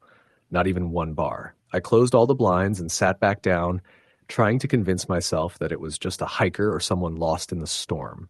But deep down, I knew that wasn't it. Something about the way they stood there, motionless, didn't sit right with me. An hour passed. The fire had died down and the cabin was starting to grow cold. I didn't want to go outside to get more wood. I didn't want to open the door at all. Then I heard the knock again. 3 knocks. Same rhythm. This time on the back window. I spun around and aimed the lantern toward the kitchen. The knock came again, a little louder. I crept toward the window and looked through the slats in the blinds. There was a face staring back at me, pale, wet, and expressionless. Just a man, or what looked like a man, standing there in the pouring rain, his eyes locked on mine. I gasped and stumbled back, knocking over a chair. When I looked again, he was gone, vanished into the night like a ghost. I ran to the door and checked the lock again, my hands shaking. I couldn't think straight. Was this some kind of prank? Who would even know I was here? I started pacing, trying to decide what to do. I thought about running to the front desk, but it was at least half a mile away, and the path was barely visible during the day, let alone during a thunderstorm. I decided to wait it out until morning. I barricaded the door with the couch and grabbed the fire poker as a makeshift weapon. I sat there in the dark, listening, the lantern flickering weakly beside me. At some point, I must have dozed off. I woke with a start to complete silence. The storm had stopped. No rain, no wind, not even crickets. It was eerily quiet. Then I noticed the door. It was wide open. The couch had been pushed aside and muddy footprints led inside. My heart dropped into my stomach. I picked up the lantern and followed the footprints. They led through the living room, into the hallway, and stopped at the bedroom door. The door was slightly ajar. I pushed it open with the tip of the fire poker. The room was empty. The footprints ended in the center of the floor. And then they just disappeared. I backed out of the room, my skin crawling. I locked the door again, pushed the couch back, and sat down, too afraid to move. Morning couldn't come fast enough. But it didn't get better, because around 4 a.m. the knocking returned. This time, it was coming from inside the cabin. It started softly, tapping from behind the bedroom door. Then another knock came from the closet, then from under the kitchen sink, all at once. Tapping, scraping, scratching, like something was inside the walls. I ran outside into the rain, barefoot, not caring anymore. I didn't stop running until I reached the front office. I banged on the door until the old woman finally let me in. She took one look at me, drenched and wild-eyed, and sighed. "You saw him, didn't you?" I didn't know what to say. She brought me inside, gave me a blanket, and made some tea. She told me about the man who used to live in that cabin. A reclusive writer who went mad during a long storm years ago. No one noticed for weeks until the cleaning staff found his body. He'd boarded himself inside and starved to death. Before he died, he carved messages into the walls, pleas for help, apologies, and something about a presence that wouldn't let him leave. The cabin sat empty for a long time after that. But whenever the rain came hard, guests reported strange things. A man outside the window, knocks in the night, footprints where no one had walked. They tried to bless the place, had priests come up, burned sage, nothing worked. Eventually, they just stopped asking questions. It was too far out of town for anyone to really care, and the storms didn't come often enough to scare off business. I left the next morning. The sun was shining again, birds chirping like nothing had ever happened. The road was dry by noon. But I never went back. I still don't know if what I saw was a ghost, a hallucination, or something else entirely. All I know is that something was in that cabin with me, something that didn't want me there. And sometime when it rains hard at night, I swear I hear those knocks again. Story, the end. Story number 20. It was a Thursday evening in late October, the kind of night when everything feels heavy, air, sky, and silence. The rain started just after sunset, not with a crack of thunder or sudden burst, but with a slow, persistent drizzle that thickened into a cold, soaking downpour. I was driving back from my cousin Dylan's place, about 2 hours outside of town.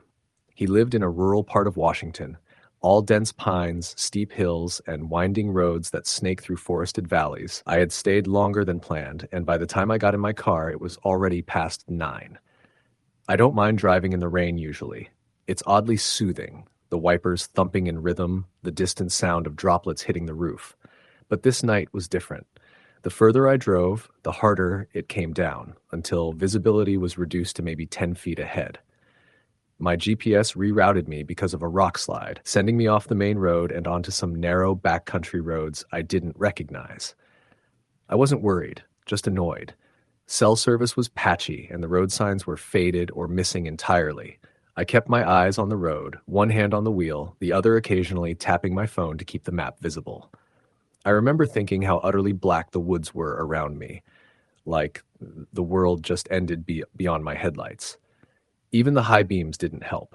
They just illuminated a swirling curtain of rain. About 30 minutes into the detour, I saw something strange. Off to the right side of the road, just beyond the edge of my headlights, there was a footprint. I thought maybe it was a deer, but it wasn't darting like animals do. It was slower, more deliberate. Then I saw her. A woman standing at the edge of the trees, maybe 20 feet from the road. She wasn't waving, wasn't running, just standing there, motionless, soaked through. Her arms hung at her sides, and her long hair clung to her face and shoulders. She wore what looked like a pale blue dress or hospital gown, barefoot, no coat. I slowed, confused. I passed her slowly, my eyes locked onto her. Her face was in shadow, but I could make out her expression. It wasn't panic or desperation. It wasn't even fear. It was blank, as if she wasn't really seeing me at all. I pulled over about 100 feet ahead and turned on the hazards. I couldn't just leave her there. The storm was getting worse, and she clearly needed help. I grabbed my flashlight from the glove box and stepped out into the rain, calling out over the noise. "Ma'am? Are you all right?" There was no response. I moved closer to where I'd seen her. She was gone. I swept the flashlight across the woods, nothing but trees and darkness. My boots squelched in the mud as I checked the shoulder in the ditch below, shining the light up and down. I even walked a little into the woods, calling out again. Nothing. I was soaked through after 5 minutes and getting cold. I felt unsettled, not scared exactly, but like something wasn't right. I told myself maybe she ran off, maybe she didn't want help, or maybe it was just my eyes playing tricks in the rain. I got back in the car, shaking the water from my hair, and continued driving. About 15 minutes later, I saw a house. It looked abandoned. A 2-story farmhouse, the paint peeled and faded, the front porch sagging under the weight of rot and time. The lights were off, windows dark, but what caught my eye was that the front door was wide open. It was the only structure I'd seen for miles, and I was desperate to get directions. My phone had lost signal completely. Maybe someone lived there, and it just looked rundown. I pulled into the gravel driveway, left the engine running, and stepped out again with the flashlight. The rain was colder now, stabbing through my jacket like needles. I approached the front steps, which groaned beneath my weight. I called out again, "Hello? Anyone home?" No answer, just the wind and rain. I knocked on the doorframe, still nothing. The air inside the house smelled like damp wood and mold. I stepped in, shining the light around. The interior was dark and sparse, the wallpaper peeled in strips, An old wooden staircase led upstairs, and to the left was what looked like a living room with furniture draped in yellowed sheets. Then I saw something that made my stomach twist. There were wet footprints on the floor, barefoot, leading from the front door into the house. I followed them with the flashlight, heart pounding harder with each step. They led into the hallway, past the stairs, into what must have been the kitchen. I could hear water dripping somewhere deeper inside. The flashlight flickered once, then steadied. Suddenly, a loud thump came from upstairs. It was heavy, deliberate, like someone had dropped something large directly above me.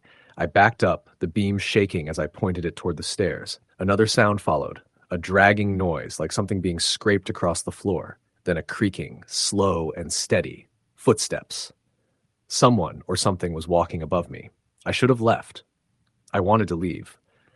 But I couldn't move. My legs felt bolted to the floor. I just stood there, staring up at the darkness above the staircase, breathing shallow, the flashlight trembling in my grip. Then I heard a whisper.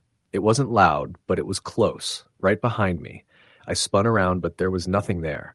Just the empty hallway and the open door. But the footprints, they were wet again, like someone had just stepped there. That broke whatever spell I was under. I ran. I sprinted out of that house, splashing through puddles, heart hammering. I jumped into the car, slammed the door, and peeled out of the driveway. My rearview mirror showed the house shrinking behind me. No one followed, but I couldn't shake the feeling that someone had watched me from the upstairs window as I left. I didn't look back again. Eventually, I reconnected with the main road and found a gas station with an old payphone. I called Dylan and told him I'd be late getting back, lied and said I'd gotten turned around in the storm. I didn't tell him about the woman, or the house. That should have been the end of it. But 3 nights later, it rained again. I was at home, lying on the couch with the TV on low, half asleep. The storm had picked up fast, lightning flashing every few seconds, wind howling against the windows. Then the power went out. The room was pitch black. I got up, fumbled for my flashlight, and turned it on. The beam caught something in the hallway. A footprint. Wet. Bare. Just one. It hadn't been there before. My front door was still locked. All the windows were shut. I checked every room, every closet, even under the bed. No one was there. But the footprint remained. I mopped it up, trying to rationalize. Maybe I tracked in water earlier. Maybe it was the dog next door. Maybe anything but what I was thinking. That night, I couldn't sleep. At 3:12 a.m., I woke to the sound of something scraping down the hallway. Not footsteps this time, something dragging, slow, and heavy. I stayed in bed, holding my breath. Then the whisper came again, this time clearer. It said my name. I sat up and saw her, at the end of the hallway, the same woman from the woods, dripping wet, hair hanging over her face, arms at her sides. She stared at me. I turned on the light. She was gone. I didn't sleep again after that. The next day, I called a friend who worked in real estate and asked him to help me sell the place. I moved into a condo downtown, in a high-rise, somewhere far away from woods and country roads and abandoned houses. It's been almost a year since that night. I haven't seen her again. But every time it rains, I sleep with the lights on, and some nights I still wake up to find a single wet footprint on the floor beside my bed. Story the end. The rain started just as Darren locked up the gas station for the night. It came down in thick, slanting sheets, turning the pavement into black glass. He pulled his hoodie over his head, tugged the zipper of his jacket all the way up, and jogged toward his truck parked under the dim yellow light in the back lot. He'd worked the late shift alone again, just like every Tuesday. The owner, Gary, never fixed anything, and the place had a dead security camera mounted above the door just for show. Darren hated this town. He'd moved back from the city after losing his job and running out of rent money. Greystone was where he'd grown up, but coming back at 33 felt like a failure. The town hadn't changed much. It still had one grocery store, a faded post office, and a handful of dusty businesses along Main Street that barely stayed afloat. He threw his backpack into the passenger seat and climbed in, slamming the door shut against the downpour. He tried the wipers, which smeared more than they cleared, but it was better than nothing. His headlights bounced off the flooded pavement as he turned onto Old Mill Road, the quickest route back to his place near the edge of town. The rain got worse. Old Mill Road had no streetlights, just long stretches of road that cut through fields and woods. The only sounds were the slosh of tires through water and the occasional hiss of wind across the windshield. About 2 miles in, he saw something, or someone, a figure on the side of the road. He slowed instinctively, squinting through the blur of rain and glass. The figure stood motionless, barely illuminated by the truck's beams. It looked like a woman in a white dress, soaked and clinging to her body. Her long black hair hung down, plastered to her face. She wasn't holding a phone, wasn't waving, wasn't moving at all, just standing. Darren stopped the truck and rolled down the passenger window a few inches. The cold hit him immediately. "Hey, you okay?" he shouted. She didn't respond. He considered just driving off, but something about the way she stood rigid stiff triggered something primal in him, something that whispered, "This isn't right." He turned on the hazard lights and got out.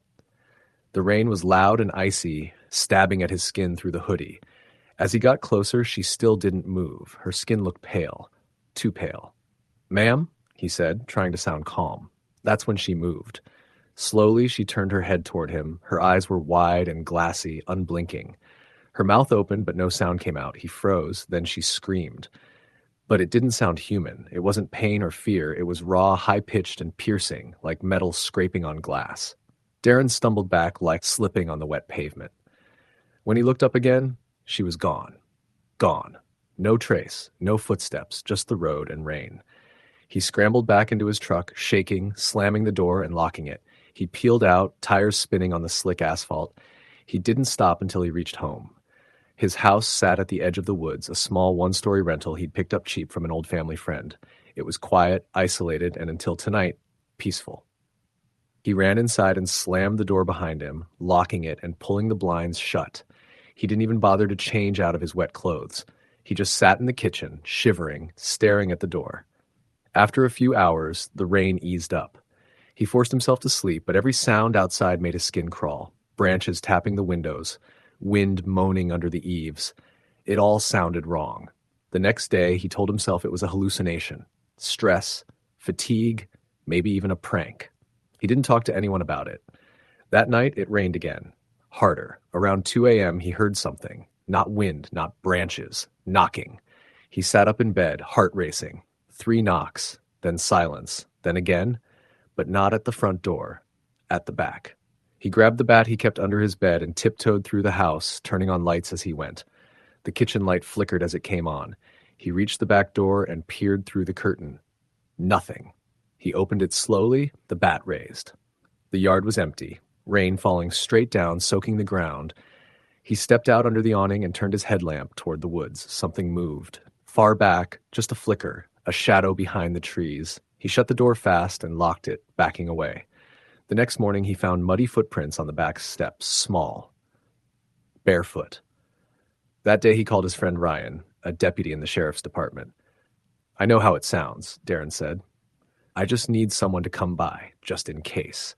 Ryan came by that evening, checked the yard, looked at the footprints. "Could be kids," Ryan said, though he didn't sound convinced. "Maybe some runaway or squatter in the woods. Happens more than people think." They talked about installing cameras. Ryan promised to drive by that night. Darren didn't sleep. The storm returned around midnight, and with it, the knocking. But this time it wasn't just at the back. It was at the windows. All of them. First the kitchen, then the hallway, then his bedroom. He sat frozen, back against the wall, bat in his lap, staring at the dark window. Knock, knock, knock. Then whispering. He couldn't make out the words, but it was soft, urgent, and wrong, like it came from the back of the throat.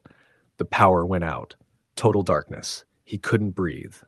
Then silence. He stayed like that until sunrise. When light finally returned, he crept outside. The yard was covered in prints. Some barefoot. Some dragging. His garbage cans had been knocked over, but nothing taken. The back window had smears. Wet handprints. He called Ryan again. Ryan came, took photos, and called it in. They searched the woods, but found nothing. No camps, no signs. That night, Darren left all the lights on. Around 3 a.m., he heard the whispering again. It was closer, coming from inside the house. He got up, every step like walking through cement. The hallway was empty, but the attic door was open. He never used the attic. It had no floor, just beams and insulation. He looked up, heart pounding, and saw nothing. He climbed the ladder slowly, bat in one hand, flashlight in the other.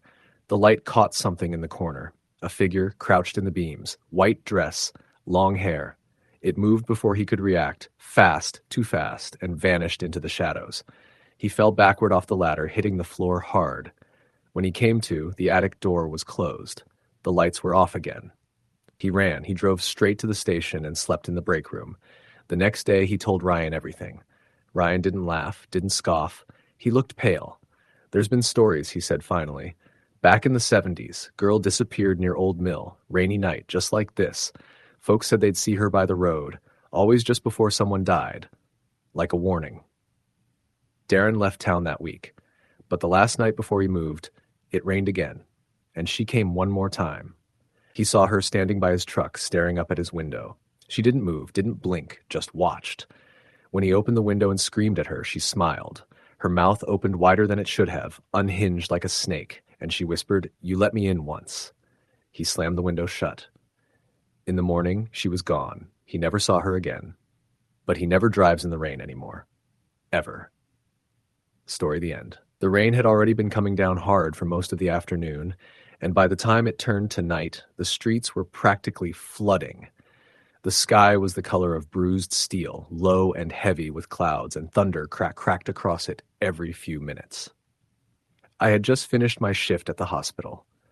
I worked in records, which meant I wasn't on the medical front lines, but I often stayed late organizing files, backing up patient data, and dealing with bureaucracy that never seemed to end. That night, I stayed until almost 9 p.m. I remember that specifically because I glanced at the wall clock as I shut off the overhead lights in my office. The hospital was quiet except for the echoing squeak of the janitor's cart and the distant beeping of machines from the upper floors. Normally I'd drive home, but my car had broken down 2 days earlier and I hadn't gotten it to the shop yet. So I called for a rideshare. The first driver canceled because of the storm, and the second said it would be a 40-minute wait. I didn't want to hang around the hospital any longer. It always felt colder and more depressing once visiting hours were over. So I made the stupid decision to walk home. It wasn't far, just under 2 miles, but it involved cutting through a neighborhood that had always made me uneasy. The houses there were too spread out, too dark, like people kept to themselves too much. The power was out in half the block when I passed through, which made it feel even more abandoned. I kept my hood up and stayed close to the streetlights when I could. As I turned the corner near Maple and Riverbend, I saw someone walking ahead of me. At first, I was relieved. Company in the storm always makes you feel safer, right? But the figure was moving oddly. Not fast, not slow either. Just this weird, jerky pace, like their joints didn't quite work right. They were wearing something long, maybe a coat or a poncho, and their head was tilted slightly to the side, like they were watching the sidewalk as they walked. I slowed my pace a little. I didn't want to walk right behind them, especially if they were strung out or drunk. But no matter how much I adjusted my speed, I kept getting closer. And then they stopped. Dead still. Right in the middle of the sidewalk. I did the same. The person didn't turn or acknowledge me, just stood there. I waited a moment, then cleared my throat awkwardly. "Excuse me," I said. "You okay?" No answer. The rain pelted down around us, and I could hear water gushing into storm drains nearby. My heart thudded uncomfortably. I stepped slightly off the curb to go around them. As I passed, I risked a glance. The figure was a woman. At least I think it was. Pale face, soaked black hair sticking to her cheeks, eyes wide open, but unfocused, like she wasn't really seeing me. Her mouth was slightly open too. No expression, no reaction, just blank. I hurried past. After about 10 more steps, I turned to see if she was still standing there. She wasn't. There was no way she could have moved that quickly. I looked around, scanning the yards and driveways. Nothing. My heart started beating faster, and I walked faster, telling myself to keep calm. It was just someone having a mental health crisis or high out of their mind. Maybe I imagined how fast she disappeared. I tried to shake it off. About a block later, I heard a splash behind me. Like someone stepping in a deep puddle. I froze and turned. There she was, standing under a broken street lamp, head tilted again, still staring at the ground. But this time she was facing me. I called out, louder now, Hey, what do you want? No answer. She started walking toward me. I turned and ran. I don't know how far I ran before I stopped, gasping and soaked to the bone. I had passed into the older part of the neighborhood, where the sidewalks were cracked and trees hung low over the street. I ducked into someone's side yard, crouched behind a hedge, and tried to catch my breath. I waited. The rain was so loud I couldn't hear anything else, but I didn't see her. The street behind me looked empty. I stayed low for several more minutes. When I finally peeked out, still nothing. I cut through the backyard and hopped the fence to a side street, trying to avoid going back the way I came. My mind was racing, every little shadow making me flinch. I told myself I was just paranoid, but I couldn't shake the feeling that she was following me. Not just following, but hunting. The streets were completely empty now. No cars, no people. Just rain and wind and the occasional flicker of a porch light. I finally saw my apartment building up ahead and felt the tightness in my chest ease just a little. I rushed up the steps, got inside, and slammed the door behind me. I live on the 3rd floor. No elevator, just a narrow staircase that always smells like damp carpet. I made it to my apartment, fumbling with my keys. When I got inside, I locked the door, double-bolted it, and closed all the blinds. I sat on the couch for a long time, still wearing my soaked jacket, trying to calm down. But something felt off. I looked around the apartment. Everything was where it should be. No windows were open, no lights flickering. But I still felt it, that sensation you get when you're being watched, like eyes pressing against the back of your head. I stood up slowly and went to the window. Across the street, under the glow of a lone streetlight, she was standing there. Her arms hung at her sides. Her head was tilted again. This time, she was looking straight at me. I dropped the blinds. I called the police. They said they'd send someone to patrol the area, but reminded me they couldn't arrest someone just for standing outside unless they were trespassing or causing a disturbance. I told them she had followed me, but they didn't take it seriously. I stayed awake until sunrise. She was gone by then. I didn't go to work the next day. I kept all the windows covered and the doors locked. I checked the peephole every 15 minutes. I knew it wasn't over. That night, the rain started again. It was lighter this time, more of a constant drizzle, but I couldn't ignore the tension crawling through my body. Around 11 p.m., I heard something strange. A light tapping on the window. I froze. I live on the 3rd floor. No balcony. The tapping came again. I grabbed the baseball bat I kept in the closet and crept to the living room window. The blinds were shut, but I could see the outline of fingers against them, 5 wet, thin fingers dragging slowly down. I screamed. The tapping stopped. I ran to the hallway, then to the front door. I looked through the peephole. Nothing. But when I turned back around, I saw a trail of wet footprints leading from the window, inside my apartment, toward the bathroom. I hadn't heard the window open. I hadn't heard anyone come in. My hands trembled as I raised the bat and stepped toward the bathroom. The door was open just a crack. I nudged it open with the end of the bat. Nothing. The room was empty. But written on the fogged-up bathroom mirror was a message. You saw me. I backed away slowly, breath caught in my throat. The door to my apartment suddenly creaked open behind me. I turned, heart in my mouth. No one was there. I ran out of the apartment, barefoot, down the stairs, and out into the street. I didn't stop running until I reached the gas station 3 blocks away. I told the attendant to call the police. When they came, they searched my apartment. No signs of forced entry, no fingerprints, no water on the floor, nothing. They didn't believe me. I didn't go back. I stayed in a hotel for a week. Nothing strange happened during that time. Eventually, I moved out completely, left everything behind. I didn't care. I wanted to forget. But a few months ago, on another rainy night, I was walking home from a movie with a friend in a different town. We passed a street lamp, and I saw her again, just for a second, standing in the shadows, tilting her head, watching. My friend didn't see her. I didn't say anything. But now, whenever it rains, I sleep with the lights on and a bat by my bed, because I know she's still out there, and she remembers. Story the end. The rain had been falling all day, and by nightfall, the old 2-lane road I was on had become a mirror of slick black asphalt, barely distinguishable under the relentless onslaught of water. The wipers on my car were on their highest setting, but they could barely keep up. My name is Ryan, and I was on my way back from a funeral.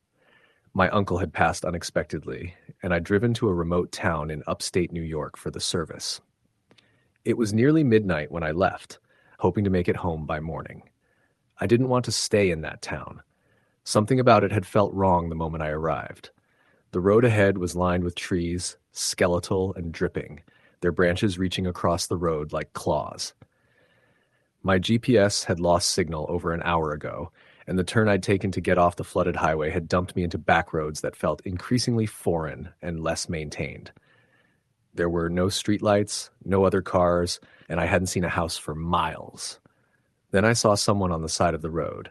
At first I thought it might have been a deer or maybe a mailbox, but as I got closer it became clear it was a person, soaked head to toe, waving one arm feebly, the other clutched to their chest. I slowed down, rolling past them cautiously. It was a man, maybe in his 50s, drenched and pale, eyes wide with something that wasn't quite desperation, but something deeper. Fear, maybe. I pulled over, keeping the engine running. "Hey," I shouted through a crack in the window. "You okay?" He didn't speak, just nodded once, sharply, then looked behind him. Into the woods. "You need a ride?" I asked. He nodded again, still not speaking. I unlocked the door and he climbed in, shivering. He smelled like wet dirt, like he'd been lying in the forest for hours. I turned the heat up. "Where you headed?" He looked at me and his lips moved. It was barely audible. "Just anywhere away from here." I didn't press. I started driving again, the tires struggling for grip. We rode in silence for a while before he spoke again. He was in the trees, watching, waiting. "Who?" I asked. The man looked at me like I was a child who'd asked why the sky was blue. "He's been out here for decades, maybe longer." I glanced at him, trying to decide if he was high, drunk, or just unwell. "Who are you talking about?" "The one who knocks." I felt a chill, not from the cold, but from the way he said it. Dead serious. Not a hint of sarcasm or delusion in his voice. He finds people alone, especially on rainy nights. It makes it easier for him. You don't hear the footsteps. You don't notice the trees moving the wrong way. I gripped the wheel tighter. "Listen, man, if you're in trouble, I can take you to the police station or a hospital." He laughed then, a sharp, humorless bark. "Ain't no police where he goes. Ain't no roads that lead back." I tried to keep my focus on the road, but something was shifting in the air around us. The rain seemed louder, more deliberate, and I realized it had stopped hitting the windshield. But the wipers kept moving. I looked around. We weren't moving. I slammed the gas. The engine revved, but the car didn't budge. It was like the tires were fused to the ground. "What the hell?" I muttered, checking the gear. Everything looked fine. I stepped out. As soon as I opened the door, I knew I'd made a mistake. The forest was dead silent. No rain, no wind, just an oppressive stillness like the world had paused. The road behind us was gone. Just gone. Where the pavement had been, there was now wet leaves and forest floor. My stomach dropped. The man was still in the car, not moving. He stared forward like he hadn't even noticed. I walked around the front of the car, checking the tires. They were sunk into the ground. Not just in mud, into the ground. Like the asphalt had swallowed them. I looked back at the woods and froze. There was something between the trees. Not a shape, exactly, but an absence. A hollow space that seemed to eat light. I blinked and it was gone. Then something tapped my shoulder. I spun, fists clenched, heart jackhammering. No one was there. I turned back toward the car, and the man was gone. The door hung open, the seat wet. I shouted, looking around. Then I saw him, standing at the edge of the forest, facing me, but not moving. I walked toward him slowly. "Hey, are you okay? What's going on?" He turned his head and looked past me. I turned too. There was a figure in the road. Not the man, someone else. Taller, thin, wearing something black that clung to him like wet fabric. His face was hidden in shadow. I couldn't move. I wanted to run, to scream, but my legs wouldn't respond. Then he lifted his arm and pointed at me. I don't remember much after that. I must have blacked out. I woke up in the middle of the road. The rain had returned, cold and unforgiving. My car was there, tires intact, engine idling. The man was gone. I drove. I didn't care which way. I just drove until I found a gas station. The attendant looked up as I stumbled inside, soaked and shaking. "Jesus, man," he said. "You look like you've seen a ghost." I didn't say anything. I just asked for a phone. Mine was dead. I called a friend to come pick me up. When they asked where I'd been, I couldn't answer. The GPS history was blank, no record of the route. I checked the dash cam footage later. It cut out about 10 minutes before I saw the man on the road. That was 3 years ago. I moved, I got rid of the car, I started going to therapy, I tried to forget. But sometimes late at night when it rains, I'll hear it. A knock, not on the door, not on the windows, from the trees. Just 3 slow, heavy knocks. I don't go near forests anymore. And I never drive at night in the rain because I don't think I escaped. I think he just let me go, for now. Story the end.